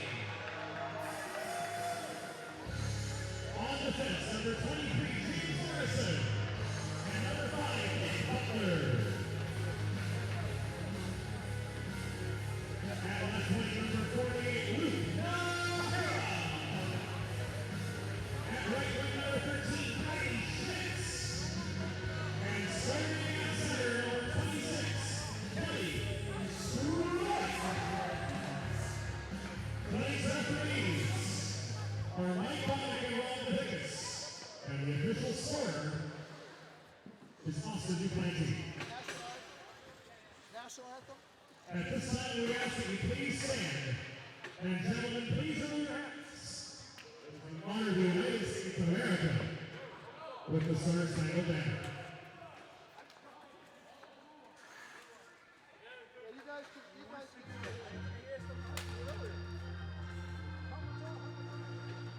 Oh, say, and you see my dawn's early eyes, what so proudly we hailed at the twilight's last gleaming, whose long stripes and bright stars through the perilous fight, o'er the ramparts we watched, were so gallantly streaming, and the rockets that flared the bursting the air, we proved through the night that our flag was still there.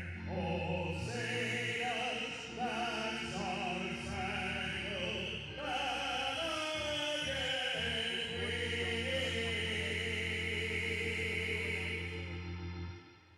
O'er the land of the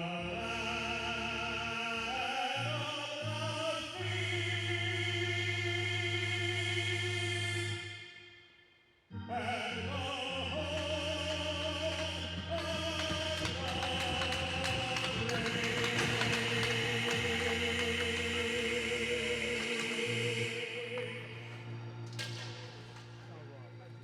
the And it's time to get going for the second half of tonight's DHN Twin Bill. Marple-Newtown, 08-1, clad from head to toe in black, orange numbers on the back and sleeves, the orange MN initials on the front, the Tiger logo on the shoulders. They'll travel left to right, backstopped by Matthew Beatty. He's 0-8 this year with an .888 goals against average and a .794 save percentage. The St. Mark's Spartans in white and green. traveling right to left. Here in period number 1, Kelly Stroik in for the opening draw. Across from Chris Baseline, a scrum over the center logo develops off that initial face-off, and it's kicked back to James Morrison at his own blue line for St. Mark's. Headed up the far boards, out of the reach of Kylie Schmitz, taken away by Dom Mandel. He's unable to clear his zone now. The puck rolls on its own merit over the blue line. Shoveled back over by Butler, corralled by Colin Donegan deep in his own zone. Cross-ice pass to the far wall, Mandel tries to work it ahead to Drew Rohrig. The rarity of a skater wearing number 30. Rohrig follows it in, shoots from the top of the left circle, but he clears the crossbar behind Sean Swain. In for the absent Sammy Griffith tonight. And Nick Butler clears the puck, caroms it around the far corner out of harm's way. 45 seconds in to the first period. The Spartans working with just 8 skaters tonight. James Morrison holding the left point. Slapper from long range. Kick to the near side by Beatty. Bodies pile up in the corner vying for the puck. Morrison protects the point, but he's overpowered by Baseline on his way out. Played across neutral territory, recovered by Butler for the Spartans, and now carried back in to Marple-Newtown territory by Kelly Stroik. His shot from above the right dot was high into the near corner. Stroik got his own rebound, brings it back to the bottom of the right circle. He circles behind the net, brings it out the left side, flips it to Nahara. Shot from the mid slot, rang off the pads of netminder Matthew Beatty, and we've got a puck out of play at the minute and 34-second mark of the first period. And the face-off will come outside the Marple-Newtown blue line. Will Ralston in to take it, and he wins it for the St. Mark Spartans. Sean Palillo up the right wing boards, double-teamed Emma Smith. Recovers for the Tigers, clears it back as far as center. Emma Smith, little sister of University of Delaware women's assistant coach Katie Smith, who's in attendance tonight. Ralston back in up the right side for the Spartans.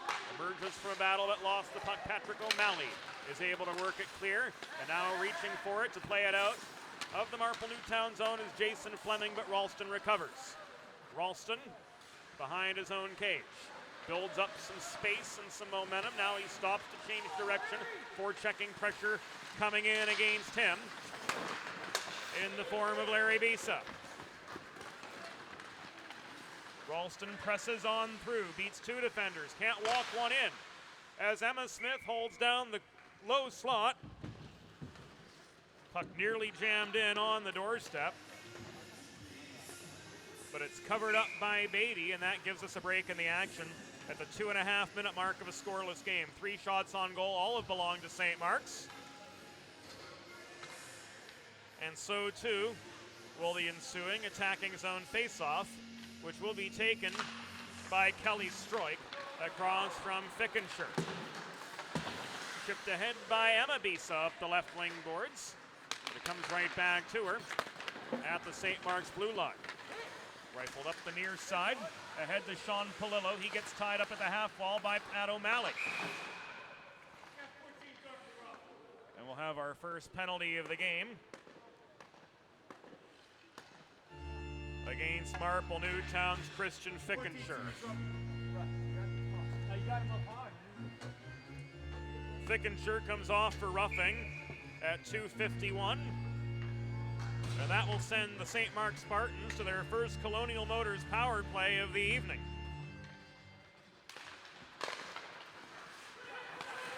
Marple-Newtown penalty assessed to number 14, Christian Fickenshire. 2 minutes for roughing. Time of the penalty, 2:51 in the first period. Fickenshire 2 for roughing at 2:51 in the first period. The Spartans on the Colonial Motors power play. You too can be on the Colonial Motors power play.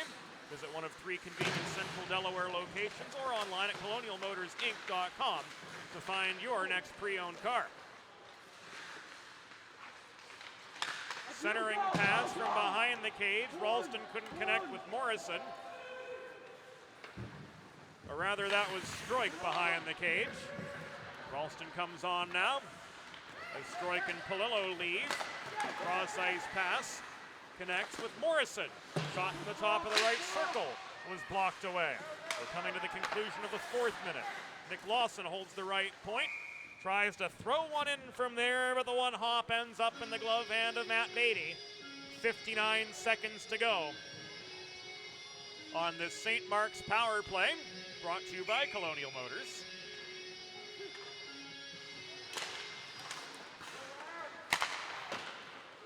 Morrison's shot top of the zone, sticked away by Beatty off the ensuing draw. And we're now past the 4-minute mark of the game. Spartans yet to get on the board. Battle for the puck behind their net. Larry Bisa scrapping away for it. Couldn't regain while offering forechecking pressure. Here's Will Ralston, weaving his way back into Marple-Newtown territory. He's hassled at the near corner.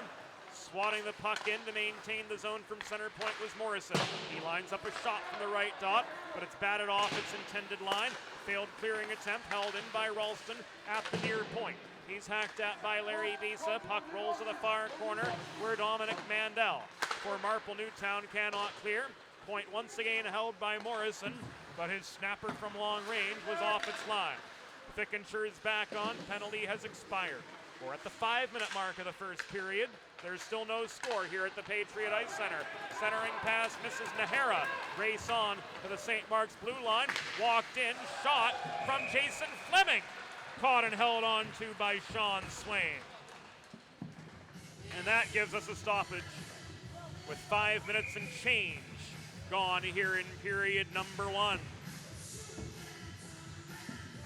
So a successful PK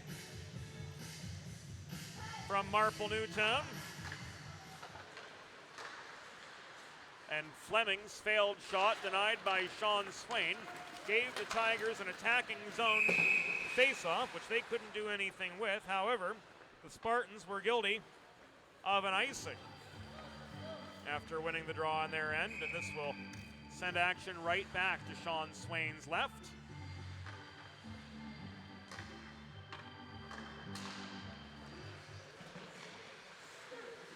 And the attacking zone draw which followed was won by Marple-Newtown. Fired in by O'Malley from the right point. Nearly tipped in, but the Spartans loom close to home to the aid of their backup goalie. And now Nick Butler's able to carry the puck on through the middle into the Marple-Newtown end. He's angled wide of the near dot. Tried to throw one in from the bottom edge. The left circle, Emma Smith holding close to home on D. Shovels the puck away from the Royal Road between the circles. Polillo in the far corner. Trying to flip the puck on to Stroik, couldn't do so. Stroik back to center red.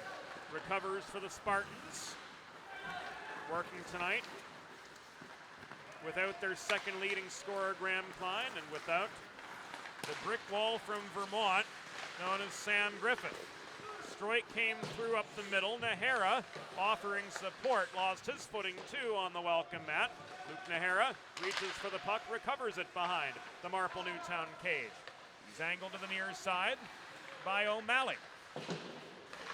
Nahara backhands it to Butler at the near half wall, trying to generate a shot lane, couldn't. It was blocked down by the stick of Emma Smith. Looming net front, Smith and Polillo vie for it in the far corner. Smith taken off her feet, is able to recover the puck, and it's worked ahead by Fleming out to neutral ice, but returned by Butler the other direction. Polillo couldn't split defenders at the top of the right circle. Smith sticks it away back into neutral territory. We're 7 minutes into a scoreless hockey game. Marple-Newtown giving the Spartans quite a fight so far. Will Ralston net front can't jam one past as Matt Beatty blocks down the angle and makes the save. Puck is loose on the doorstep, picked up by Fleming. He's got space up the right wing boards to work back in to the Spartan zone. His shot from 45 feet out was stick checked into the atmosphere by James Morrison. Puck rang off the back glass. Recovered by Lawson there, vying for it alongside the forechecking co-captain Emma Bisa. Mandel backhands it up the near boards. Emma Bisa checked off the puck. Kylie Schmitz will walk it in. Polillo offer the pressure. Schmitz's shot from high in the zone, glove down, and frozen ultimately by Matthew Beatty. His 8th save and as many shots faced with 8 minutes and 13 seconds to go in the first period. And the face-off to Beatty's left goes the way of the Spartans. Ralston lost the zone as he tried to stick handle around a reaching Jason Fleming at the far point. Ralston back to his own blue line. Will carry the puck on through the middle. He's got time and space, but he fans on the shot at the top of the left circle as Dom Mandel started to angle him toward the near side. Chris Basseline swats the puck out of reach. Fleming couldn't pick it on. From the St. Mark's blue line. Trying to pick it clean, couldn't do so. And back come the St. Mark's Spartans again. Ralston stood up at the Marple-Newtown blue line. Cleared back out. Walked in by Morris, and he's got a one-on-one shot. Blockered away by Matt Beatty from 20 feet away. The 9th St. Mark's shot doesn't fall either. Larry Visa winds up to clear. Stroik pickpocketed and neutral ice by Donegan. Donegan's shot from the right half wall is in. And Marple-Newtown is on the board. From the right half wall. Colin Donegan gets his 2nd of the season unassisted at 8:54. And the Spartans trail Marple-Newtown early on.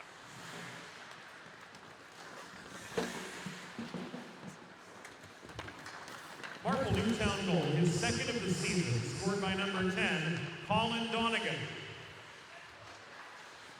An unassisted goal at 8:54 in the first period. Donegan's 2nd, unassisted at 8:54. And it came on just the 2nd shot of the game for the Marple-Newtown Tigers. After a facile 12-2 win last week over Bucksmont, and Bucksmont having beaten Marple-Newtown, trailing early is the last place one would imagine these Spartans would be, but so it is. Butler rang one off the post. Follow-up chance generated by Schmitz. Couldn't get there as Beatty covers up the puck with 6 minutes and 5 seconds to go here in the first period. A 1-0 game. The advantage, an unlikely one, belonging to the Tigers of Marple-Newtown. Smith unable to clear. Recovering the puck for St. Mark's is Will Ralston. He builds up momentum in the neutral zone. Walks between defenders. Can't finish on the doorstep as Matt Beatty makes yet another 10-bell save. Not one with much fanfare, but it was a hard one to make as Ralston had an A-quality chance. But it was countered by an even stronger save from Matt Beatty, sticking that one away.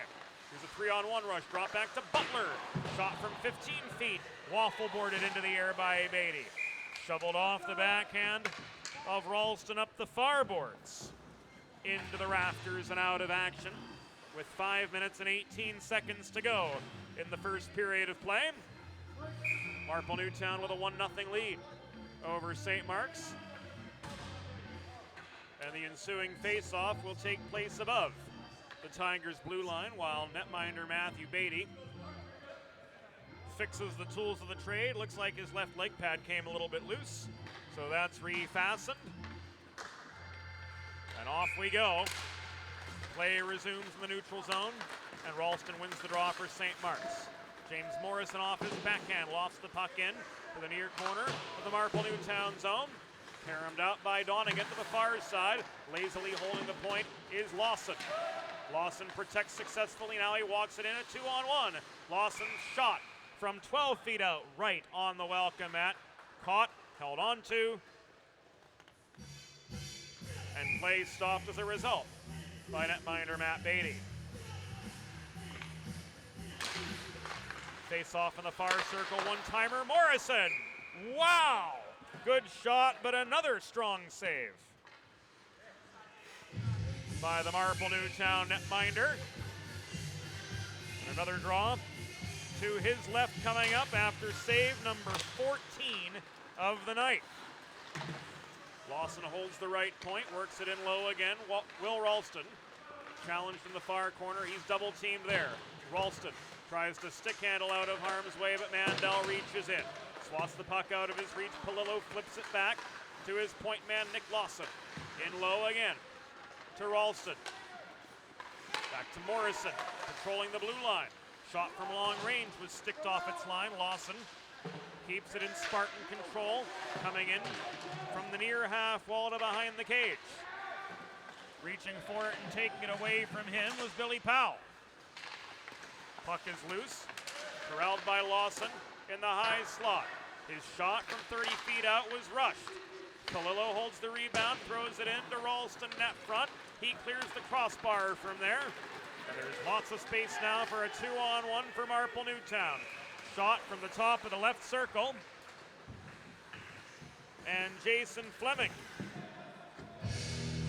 ends up in the glove hand of Sean Swain, and that gives us a break in the action.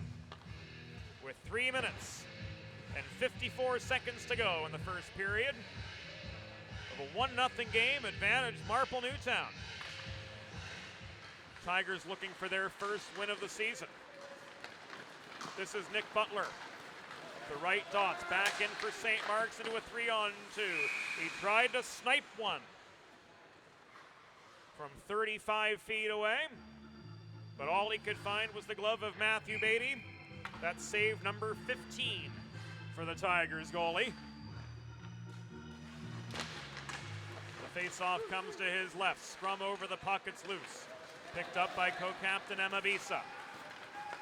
Headman on pass center red to Chris Baseline.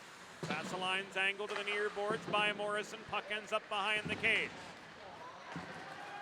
Delayed penalty coming up. It will be against Marple-Newtown. Here's a 2-on-1. Centering pass from Morrison to Schmitz. Rather from Stroik to Schmitz. She couldn't finish on the doorstep. And as the whistle sounds, the manpower for the Tigers will be depleted by 1. I couldn't give you a check behind. It was behind. Maybe rough. No, I just gave him a rough. Fickinger off for roughing for the second time tonight. He'll feel 2 minutes of shame starting at 12:43. And the St. Mark Spartans are back on the Colonial Motors power play. Marple-Newtown penalty assessed to number 14, Christian Fickinger. 2 minutes for roughing. Time of the penalty, 12:43 in the first period. One-timer from Stroik fails on the net. Ralston with the rebound. Fickinger 2 for roughing at 12:43. It's a Spartans power play. Morrison, shot from the left on. Kicked away by the outstretched left leg of Beatty. Shots 17 and 18.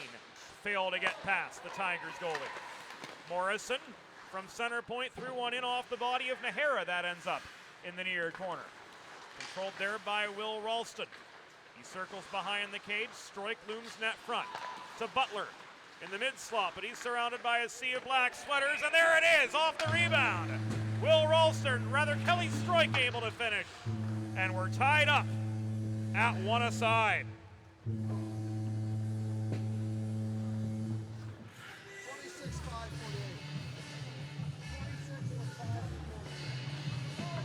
48. It was Kelly Stroik getting his 13th goal of the season. Finishing off the rebound at 13:39. And the power play goal puts the Spartans back on level pegging. Ralston again. Shot from long range, blocked down successfully by Beatty. St. Mark's goal. his 13th of the season. Scored by number 26, Kelly Stroik. Assisted by number 5, Nick Butler, and number 48, Luke Nahara. Time of the power play goal, 13:39. Stroik's 13th of the season from Butler and Nahara. A power play goal at 13:39. We're down to the final 100 seconds of the first period of a 1-1 game. Tigers back full strength after the power play goal. Morrison working through the slot. Double team there. Nahara right on the welcome mat. Couldn't poke one past Matt Beatty. Back out comes Emma Bisa into neutral territory. Centering pass chipped in by Mandel to the near corner. Puck rolls back to the far side. Overskated by James Morrison. His stick lifted by Emma Bisa. Larry Bisa on the scene too, and it's lofted out. 1 minute remaining in the period. 1 minute. Larry Bisa double teamed to neutral ice. Schmitz takes the puck away from him. Larry Bisa presses in, but into a 1-on-2. He let one go from the outside edge of the left circle, and Swain covers up to bring us a stoppage with 42 seconds remaining in this first period.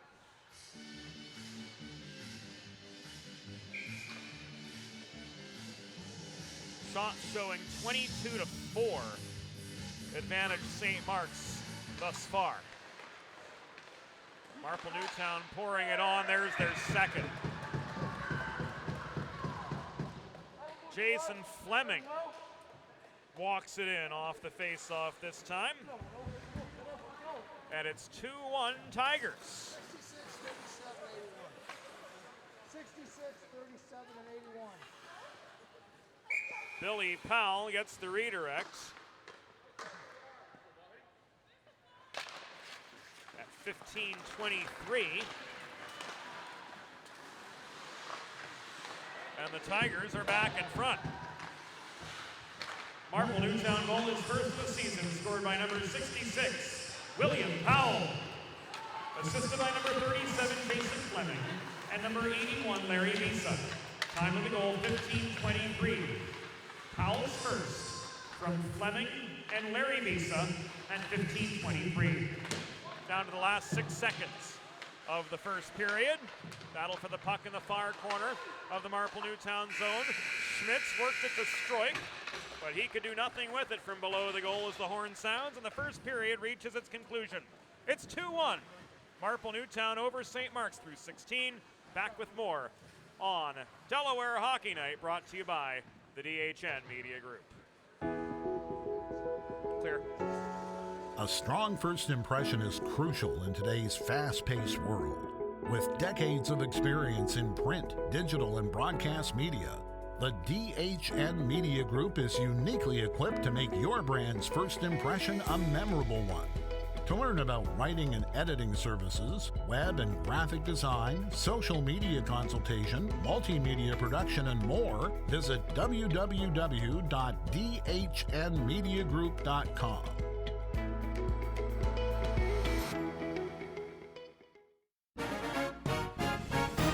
It's time for the second period. Let's head back upstairs to James Witherite.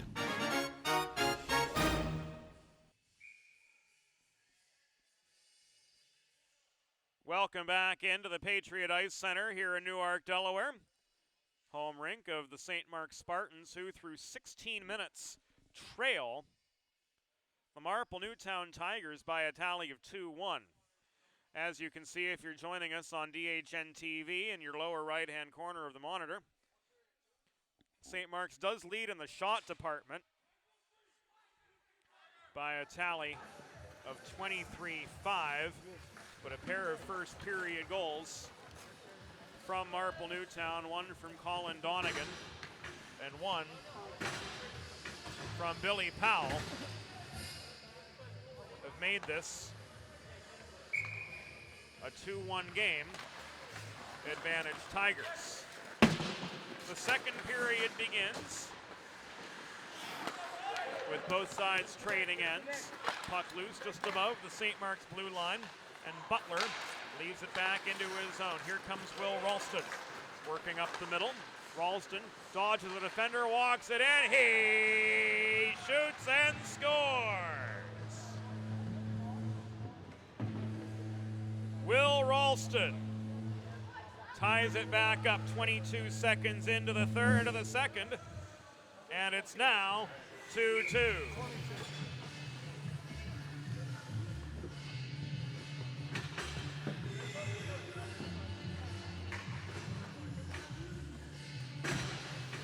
Ralston evens the score.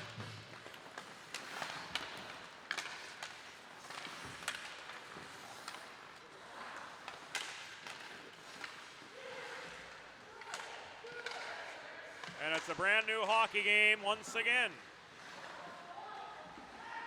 For him, that's his 17th of the year.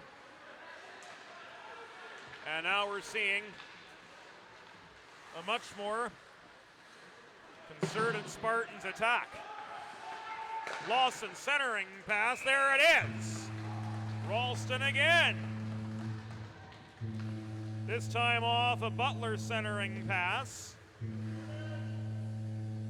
And he one times it home from 15 feet. 15, 26. 22, 15, 26. This one comes not from Butler as we had initially indicated, but instead from Lawson and Stroik.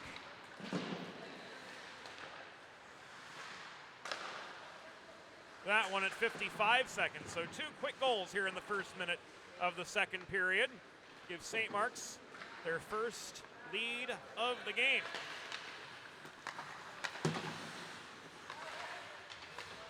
A St. Mark's goal, his 17th of the season. Scored by number 22, Will Ralston. Time of the goal, 22 seconds. Ralston at 22 seconds. St. Mark's goal, his 18th of the season and second of the game. Scored by number 22, Will Ralston. Assisted by number 15, Nick Lawson, and number 26, Kelly Stroik. Time of the goal, 55 seconds. Ralston's 18th and second of the game from Lawson and Stroik at 55 seconds of the second period. An icing against Marple-Newtown brings the ensuing draw back into their end to the left of Beatty. Stroik gives it away in the slot to Basalan. Worked ahead up the middle, but over the reach of Powell, working at the Spartans' blue line. It's cleared out up the near side. Schmitz unable to chase the puck down. Get back inside the St. Mark's stripe to Stroik. He circles back in his zone. We've got some clock discrepancy to account for here. We apologize for that. 13:40 correctly here in the second period. Long range shot came from the left point. Who was that? That was James Morrison. But right into the glove hand of Beatty. And that brings us a break in the action with 13:35 to go here in the second period of play. St. Mark's with their first lead of the game. They're up 3-2, but they had to work to get there. 2 goals from Will Ralston in the first minute of the second period, getting the Spartans on top, and it's a thin lead thus far. Kelly Stroik took aim after holding the right point. His shot from long range sticked away by Beatty. And a contested rebound subsequently cleared.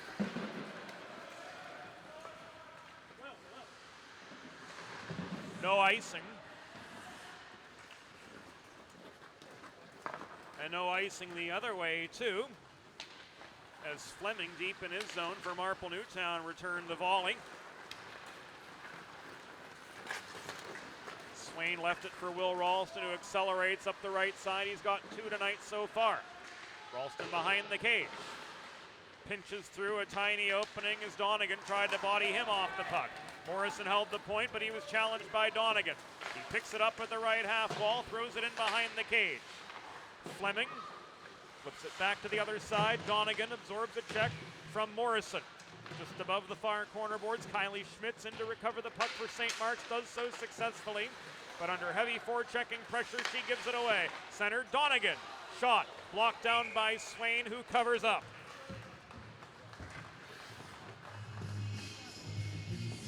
.12:08 to go here in the second period of play. St. Mark's with a 3-2 lead over the Marple-Newtown Tigers. And the reason it's only a 3-2 lead, in large part, the net-minding heroics of Matthew Beatty. He stopped 22 of 23 in the first period for the Marple-Newtown Tigers, who set up a 2-on-2. And Mabisa stick handles up the left side, lost the puck just inside the St. Mark's blue line. And Palillo tries to bring it back the other direction, but he can't get past center red. Stumped back in by Mabisa. Two Bisas on the Marple-Newtown lineup, Emma and Larry. Thus the use of first names on all mention. Nahara in the far corner recovers for St. Mark's. Leaves it back to the right point. Nick Lawson trying to wind up with a shot, but he found the skate of Billy Powell. Vasseline gets to center after recovering the puck for the Tigers. And he rifles it in from long range. Lawson's got space up the other direction. Back into the attacking zone, he comes for the Spartans. Centers it, Kylie Schmitz. Denied on the doorstep was she. On the Spartans' 28th shot of the game. Punched in by Nahara. From the far corner, it rolls out to the near corner. Schmitz turns it back to the other side. Fleming and Ralston converge on the puck. Morrison holds the point as Fleming tried to bulldoze his way along the far boards into neutral territory again. Morrison to Luke Nahara mid-slot. He lost the puck, reached for it, tried to throw one in off his backhand, but it's covered up again by Matt Beatty with 10 minutes and 19 seconds to go here in period number 2. And the St. Mark's Spartans with an awfully thin 3-2 lead. They weren't expecting to have to work this hard. I think that's a fair statement. But Marple-Newtown playing well above what their record might indicate.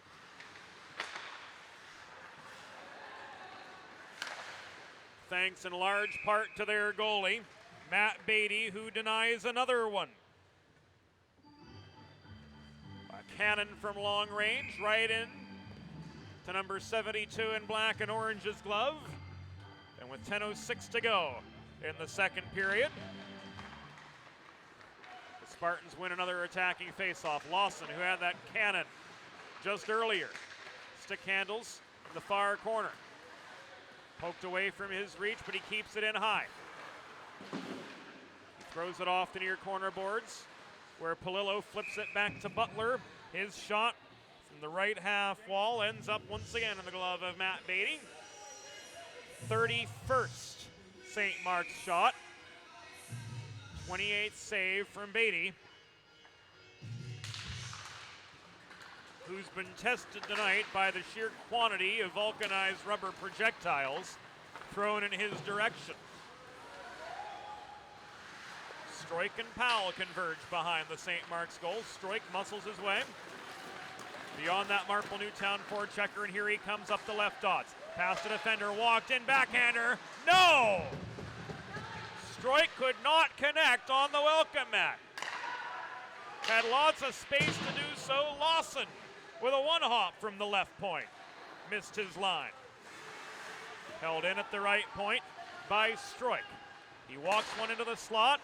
Shot stick checked up into the air by Dominic Mandel to the far corner. Brought back through neutral territory now up the far side. Chipped in by Donegan, chased down behind the net. 8:50 to go here in period number 2. It's a 3-2 St. Mark's lead over Marple-Newtown. Butler hacked at on his way back into attacking position. Couldn't center the puck cleanly to Sean Palillo. It trails to the near corner. Palillo leaves it back for Will Ralston at the near corner, at the near point, I should say. He takes aim from just below the right dot, catches a Tigers skate, and that puck trails to the far corner of the Marple-Newtown zone. Shoveled ahead by Logan Meehan, now it's trapped. Rifled the length of the ice, and this will come back and icing with 8 minutes and 12 seconds to go in the second period. St. Mark's with a 3-2 lead.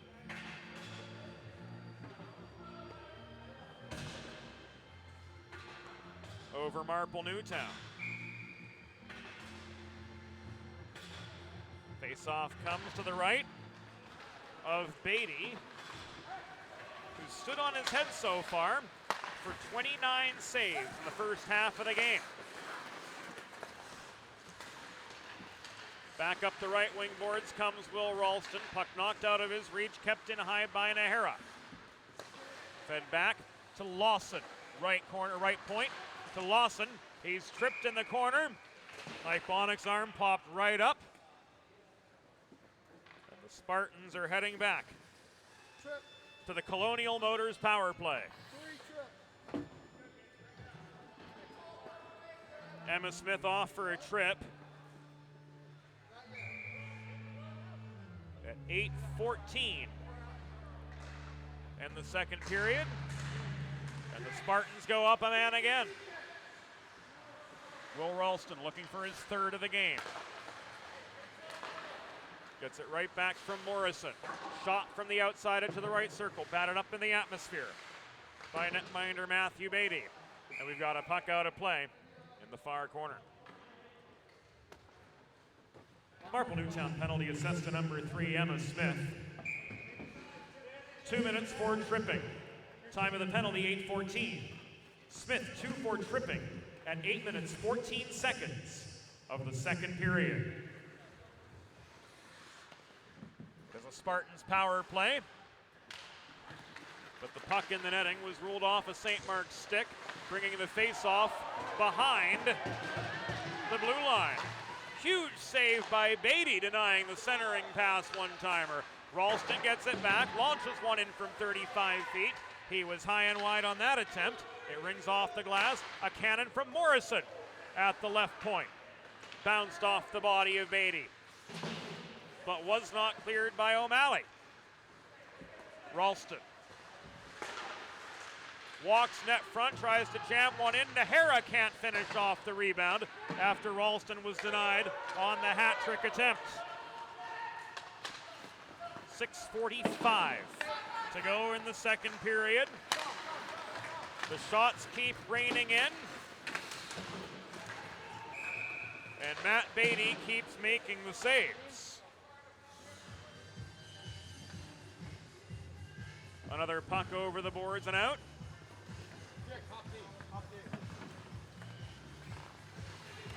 With 6:35 to go in the second, this face-off will take place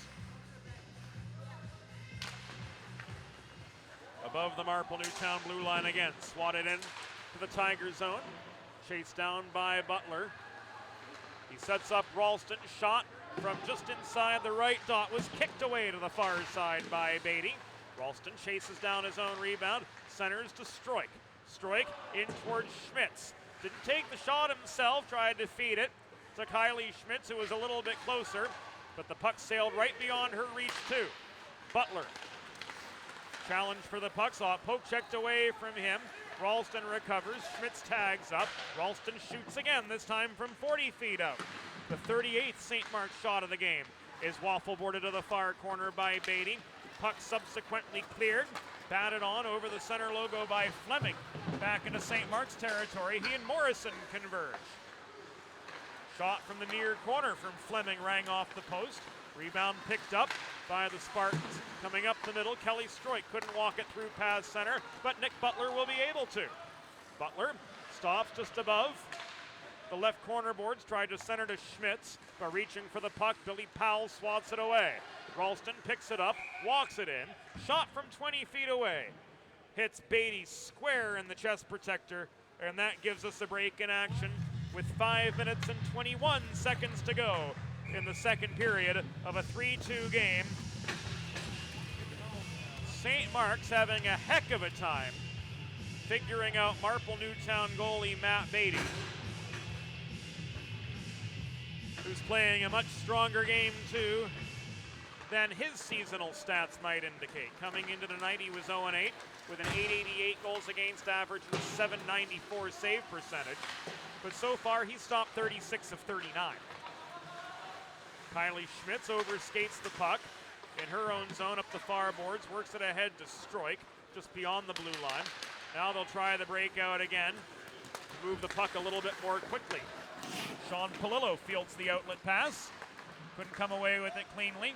Butler takes aim after carrying it on into the slot, but shot number 40 from these Spartans was blocked away too by Matt Beatty. Rebound contested far side, and O'Malley will walk it up the far wall. Threw one in lazily from the right dot. It sailed about belt high into the near corner. Recovered by Butler for the Spartans. Stroik changing direction. Stroik evading that forechecking pressure from Patrick O'Malley. Treats behind his own goal. Accelerates now up the left side. He caught Meehan unawares, and here comes a 4-on-2 for the Spartans. Stroik through traffic to Palillo off the post. That shot from point blank range. Lawson holds the near point, fires the puck into a congested slot. It's tied up now in the near corner. Stroik hacked at by Larry Bisa. Larry Bisa plays the body on Stroik. It's loose. The right side of the goal line, swatted out of harm's way by Donegan. And the puck caroms back into neutral ice as far as center red, where Butler leaves it back in deep. 3.5 minutes to go in the second period. Larry Bisa, with just enough forechecking pressure, took the puck away from Lawson. But Lawson, who towers over Larry Bisa by a good 3 feet, maybe we're exaggerating a little bit, takes it right back. There's one thing about Larry Bisa that is not little, and that's his tenacity. Good forechecking effort from him. But a 2-on-1 for St. Mark's, and there's the hat trick for Will Ralston. He makes it 4-2 with a close range wrister, and the Spartans are up a pair.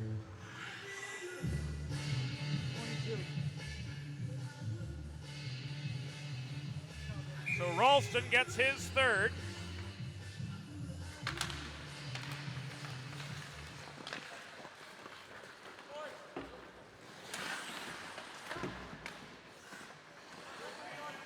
With just under 3 minutes to go in the second period. And we're now 4-2. Spartans double their lead.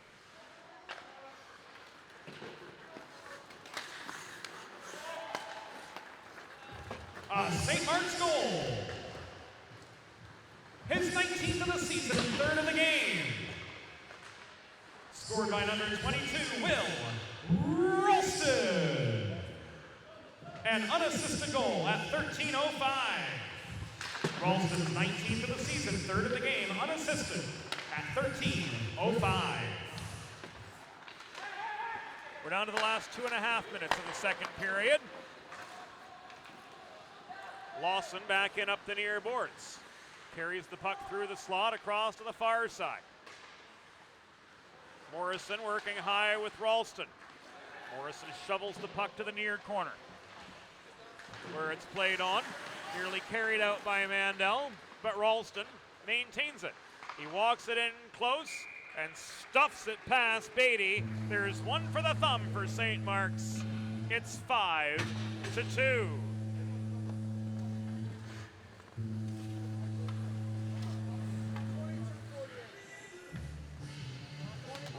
Ralston again.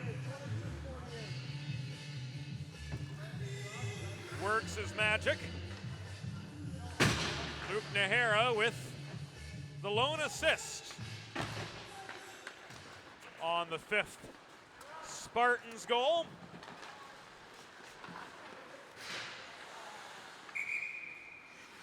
A minute 22 remaining here in the period. St. Mark's goal, his 20th of the season and 4th of the game, scored by number 22, Will Ralston. Assisted by number 48, Luke Nahara. Time of the goal, 14:29. Ralston's 20th of the season, 4th of the game, assisted by Nahara at 14:29. Correct time, 1:12 to go. Here in period number 2 as Kelly Stroik offers the 44th St. Mark's shot, but it's blocked up in the air by Beatty. 1 minute remaining in the period. 1 minute. Long range shot from the far side came off the stick of Drew Rohrig. Was blocked by Swain. And Swain poked at after the whistle, takes exception. Pops up out of the crease and has to be held back by his own guys. 51.1 seconds to go. Here in the second period. And all 4 goals in this middle frame have belonged to the St. Mark's Spartans, who are starting to edge away. Butler left without his stick, tries to kick the puck out of his own zone. He's able to trap it for Ralston to shovel it from blue line to blue line. But it's recovered by Fleming, advanced over the middle logo to Baseline. Nahara takes it away from him. He storms back into Tigers territory. He's angled to the far corner. Schmitz there to play the puck as well. A 2-on-2 battle for it develops. Ralston looking for one for the thumb. Pinches through an opening at the far corner, lost the puck at the half wall. It's nearly shoveled out, but Butler holds the zone. Butler through traffic, sets up a 4-on-0. Poked out of Nahara's reach, but batted in.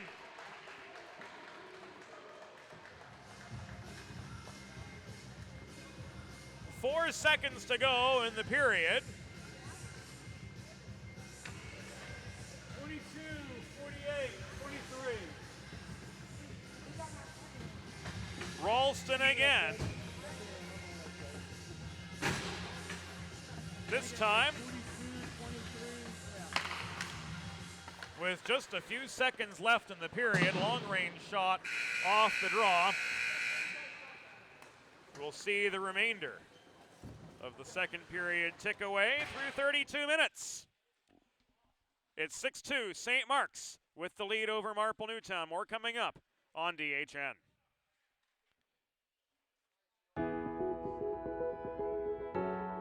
A strong first impression is crucial in today's fast-paced world.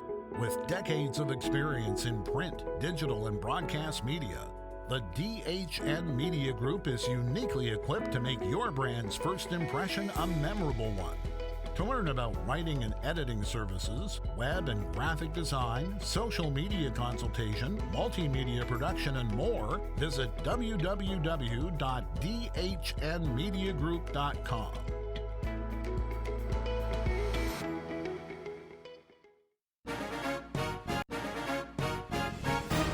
It's time for the third period. Let's head back upstairs to James Witherite.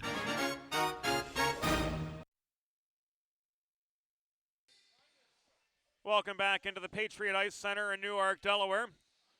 Home of tonight's Delaware Hockey Night doubleheader. James Witherite flying solo tonight. We're through 32 minutes of action. The St. Mark's Spartans have started to find their stride. They've built up a 6-2 lead. 5 goals in the second period, all 5 off the stick of Will Ralston. His 17th, 18th, 19th, 20th, and 21st goals of the year came in the second period. Just about ready for period number 3.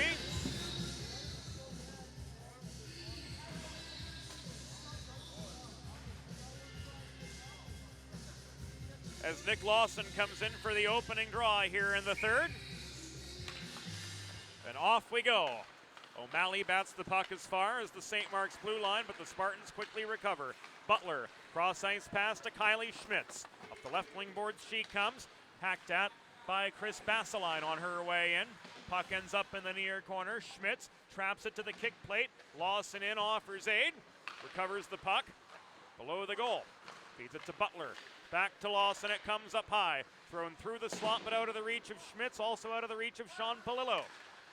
Schmitz back to Will Ralston, holding down the left point.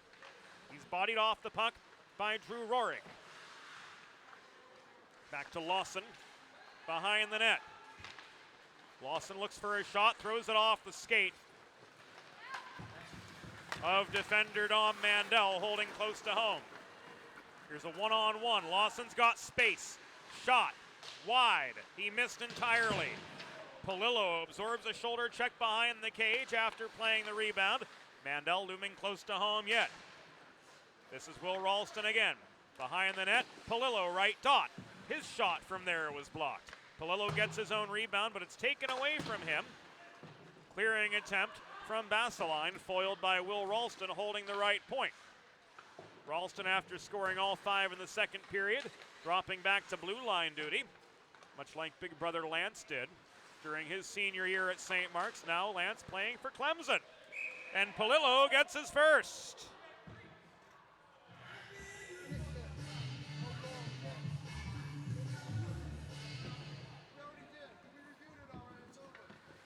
No goal.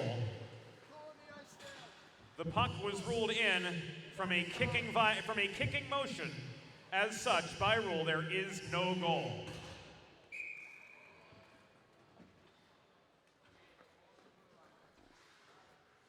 Mike Bonnick giving us the explanation straight to the press box, which is why we love him as much as we do. We never have to worry about not knowing where things stand with Mike, and he informed us directly that there was no goal as a result of the puck being directed into the net by a distinct kicking motion from Sean Polillo. Here's a 1-on-2 for Marple-Newtown. Putting on the brakes, Drew Rohrig. Rather, Colin Donegan stopped at the left dot. We saw the 0, but not the 1. He couldn't connect from 25 feet away. Ralston gets rid of it, can't connect with Nahara on the breakout pass. So this will come back an icing with 2 minutes and 12 seconds having gone by here in the 3rd period. St. Mark's with a comfortable 6-2 lead, but one that they've had to work a little bit too hard to get. It took them 46 shots to gain 6 goals. Matt Beatty's done pretty well, all things considered, stopping 40. Lazy backhander from Jason Fleming bounces off the backboards. Ralston picks up the rebound. He's hacked out on his way out of the St. Mark zone. Sets up Kylie Schmitz over the center logo. In over the Marple-Newtown blue line she comes, but Donegan takes the puck away from her. Clears it back as far as the St. Mark's blue line and then some. And now here comes Stroik. Up the left side. Holding the point. Challenged by Donegan, who punches the puck back into neutral territory. And it trails back deeper yet. Will Ralston carries it behind his own goal. He turns on the Jets to try to get past Donegan. Can't do so and maintain the puck at the same time. Fickenshire takes aim from the left half. Well, Sean Swain with the stop. And he holds on with 12 minutes and 48 seconds to go in regulation. This game 6-2, advantage Spartans, who found their stride in the middle frame.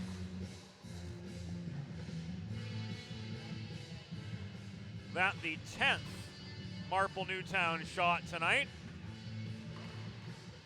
And the face-off to Sean Swain's right goes the way of the Marple-Newtown Tigers. Long-range slapper from Basseline.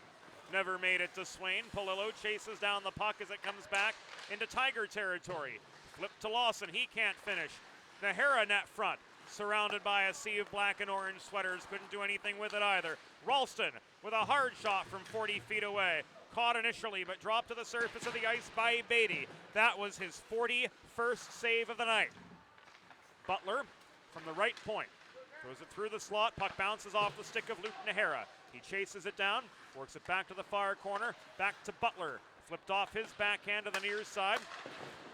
Ralston had time and space. He slams it in deep again to Nahara.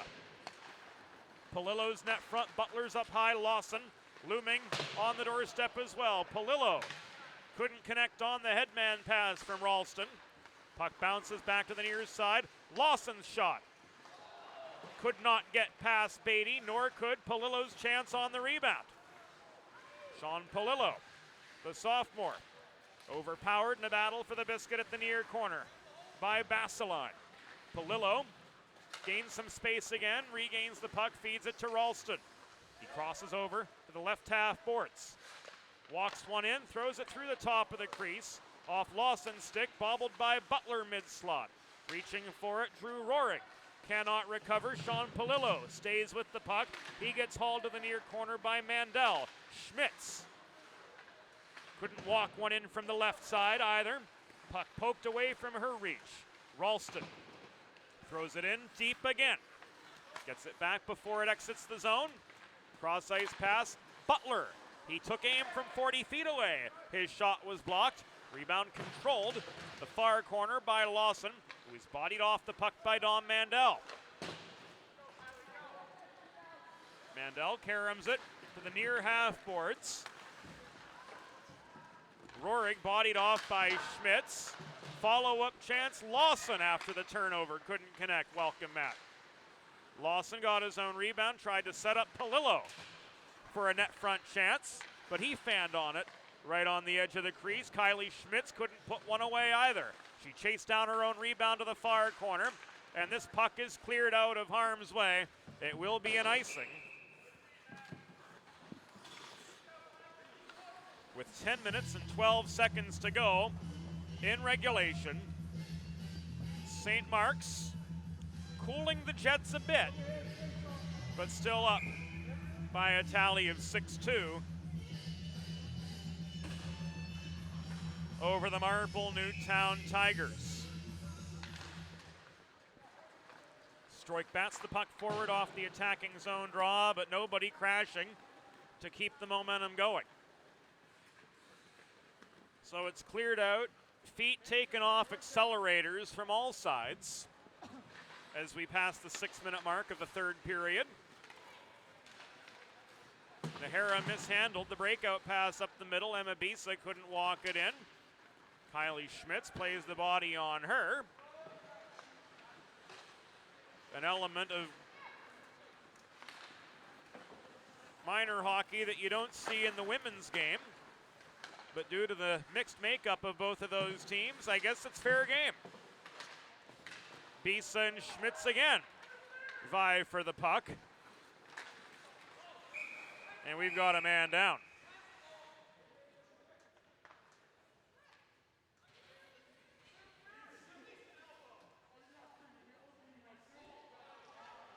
Fickenshire slow to get up.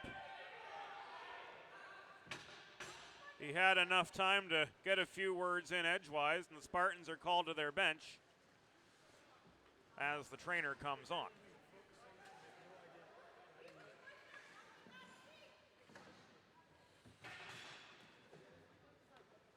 Fickenshire back up on his feet now.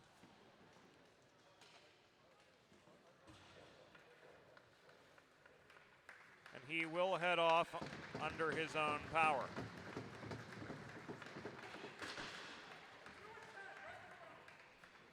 So 9 minutes and 21 seconds to go here in the third period.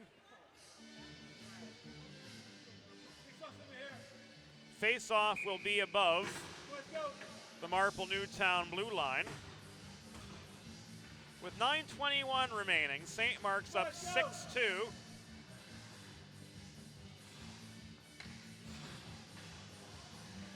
Rob Novickas saying, let's get her done, boys.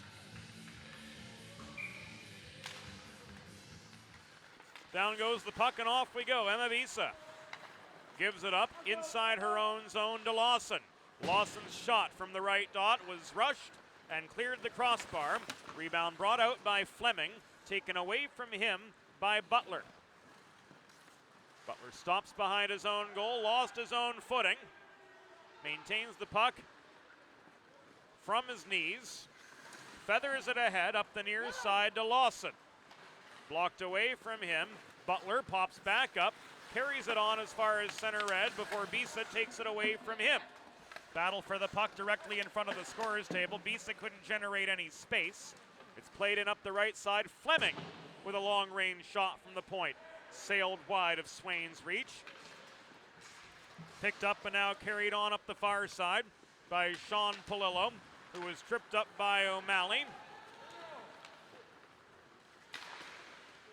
But Bonnick saw no issue with the play. So on we go. 8:19 remaining. St. Mark's 6, Marple-Newtown 2. Ralston leaves it back to Morrison in the near corner. Ricochets it off the glass behind his own netminder Sean Swain, who's had a pretty light workload tonight, 9 saves on 11 shots. In relief for Sam Griffith, who along with Graham Klein are the 2 scratches for the Spartans tonight. Emma Bisa in a 2-on-2. Fleming works toward the net. Bisa takes the shot for herself, and it's covered up by Swain, bringing us a break in the action with 7 minutes and 31 seconds to go in regulation.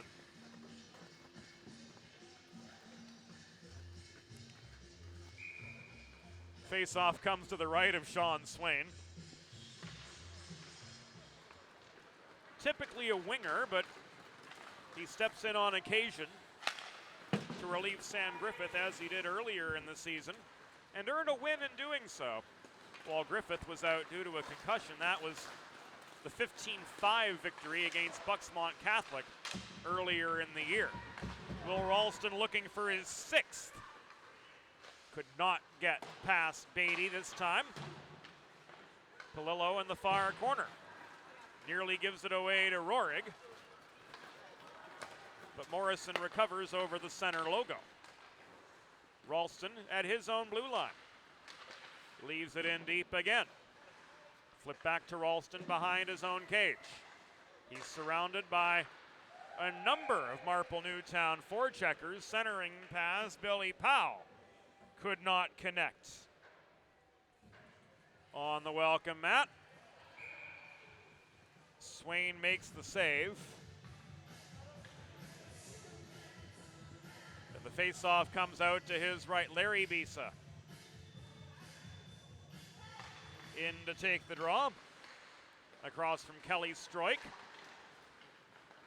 And it will be walked over the St. Mark's blue line by Schmitz. She accelerates, but into a 1-on-3. Schmitz angled to the near corner. Reaching for the puck. Donegan cannot take it away. However, Powell able to take some heat out of the kitchen. Couldn't quite clear as Nahara crossed over to the right point to protect the zone for the Spartans. Nahara in the far corner. Absorbs a hip check from Donegan. Works the puck in toward the slot where waiting was Schmitz. Larry Bisa took it away from her. He ricochets it off the far boards. Swatted back in from center red by James Morrison. Back into the hands of Bisa, who fires it cross ice. That's Larry Bisa connecting with Billy Powell. Back inside his blue line. Powell dumps the puck to the reach of Larry Bisa. Kelly Stroik with the forechecking pressure, steals it. Stroik circles behind the cage, off his backhand now. Tigers swarm in on him in the near corner with inside 6 minutes to go in regulation. Spartans with a 6-2 lead over Marple-Newtown. Stroik patrolling below the cage, unable to find any shot lanes to speak of. Spartans working with a short bench this season, to say the absolute least, with only 10 skaters and a goalie tonight. They're down to just 8. So the energy level's getting depleted. Stroik working below the net. Tries to backhand it up to Butler at the point. Puck was punched out by Powell as far as the St. Mark's blue line. Off comes Stroik. In comes Lawson. 4:50 to go in regulation. And Mabisa recovers at her own blue line. Plays for the Philadelphia Little Flyers Mid-Atlantic Women's Hockey Association team. Governing body for women's youth hockey here in the region. Of course, the Philadelphia Little Flyers offering a full complement of Tier 1 youth programs, and of course, the EHL Little Flyers, who play in the Tier 3 American Junior Hockey system. And you know, it's pretty darn good hockey. And no charge for admission, too. So a shout out to our friends in the EHL. And a headman pass fails to connect with Lawson up the far side. He just lost sight of it and lost reach of it. And as such, the Spartans are guilty of an icing with 3:45 to go in regulation and a 6-2 lead, which they've not been able to pad here in the third period. Face-off comes to the right of Sean Swain. Fickenshire ties up the puck over the dot, but Schmitz takes it away from him. Schmitz hacked at by Bisa on her way up the middle. Schmitz got to the Marple-Newtown blue line, but it was cleared out from there by Donegan. Butler hassled on his way into the slot. Flips the puck to Polillo. He lost a shot lane, so he turns it back to the near corner. Cleared out. And Mabisa was overshot by the breakout pass. She and Ralston converge in the far corner of the St. Mark's end. It will be carried on now by Nick Lawson into a one-on-one. He dekes, shoots the 50th shot from St. Mark's of the night. Ends up in the glove of Marple-Newtown goalie Matthew Beatty. He's stopped 44 of 50. And with 2:50 to go,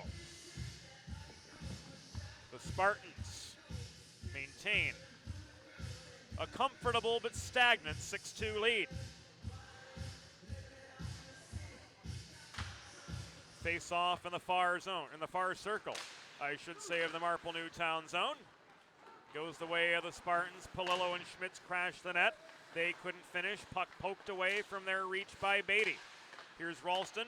He's got 5 on the day so far. Amanda Schmitz net front. Nothing she could do with it at the top of the blue paint.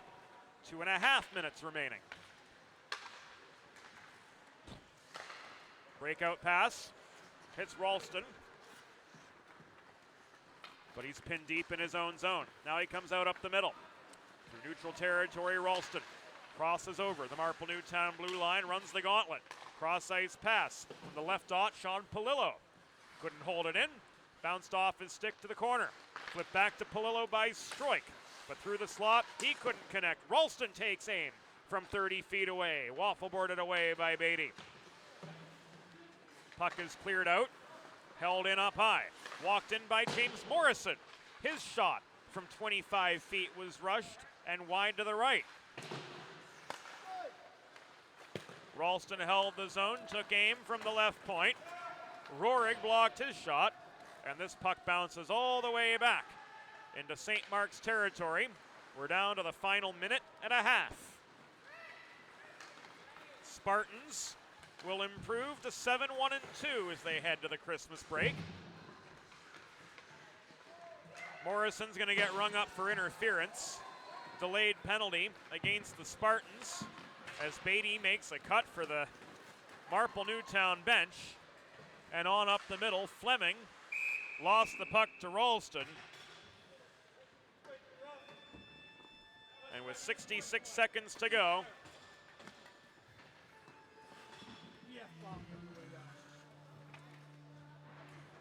so I have a rough and unsportsmanlike.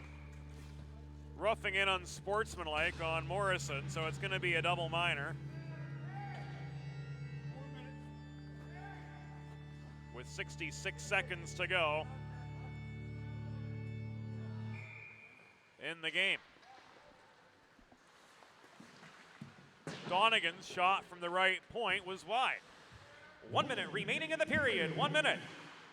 St. Mark's penalty assessed to number 23, James Morrison. A double minor, 2 for roughing, 2 for unsportsmanlike conduct, both at 14:54. Morrison, 2 for roughing, and 2 for unsportsmanlike conduct at 14:54. Down to the final 40 now. Donegan throws it up the far boards from center in behind the St. Mark's goal. Down to the last 26. It's pressed forward up the near side by Lawson, but holding the right point, Emma Smith dumps it back in for Marple-Newtown. Recovered by Luke Nahara behind his own cage. He bats the puck forward off his backhand. Under bodily resistance from Billy Powell. The St. Mark's faithful want the call on Powell, but the final seconds will tick away, and the St. Mark's Spartans improve to 7-1-2 with a 6-2 victory over the Marple-Newtown Tigers. That'll do it for Delaware Hockey Night in 2019. Join us on January 3rd when our 4th year of bringing collegiate, scholastic, and club hockey commences. Full broadcast schedule available at dehockeynight.com. For the whole DHN crew, this is James Witherite thanking you for your company tonight.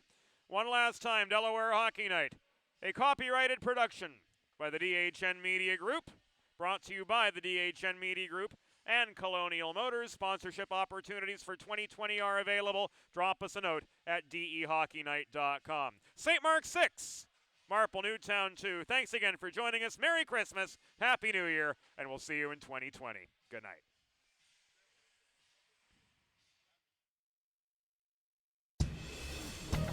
Thank you for tuning in to Delaware Hockey Night, a copyrighted production of the DHN Media Group. Visit dehockeynight.com for the complete broadcast schedule, along with news and notes on all things hockey in the First State.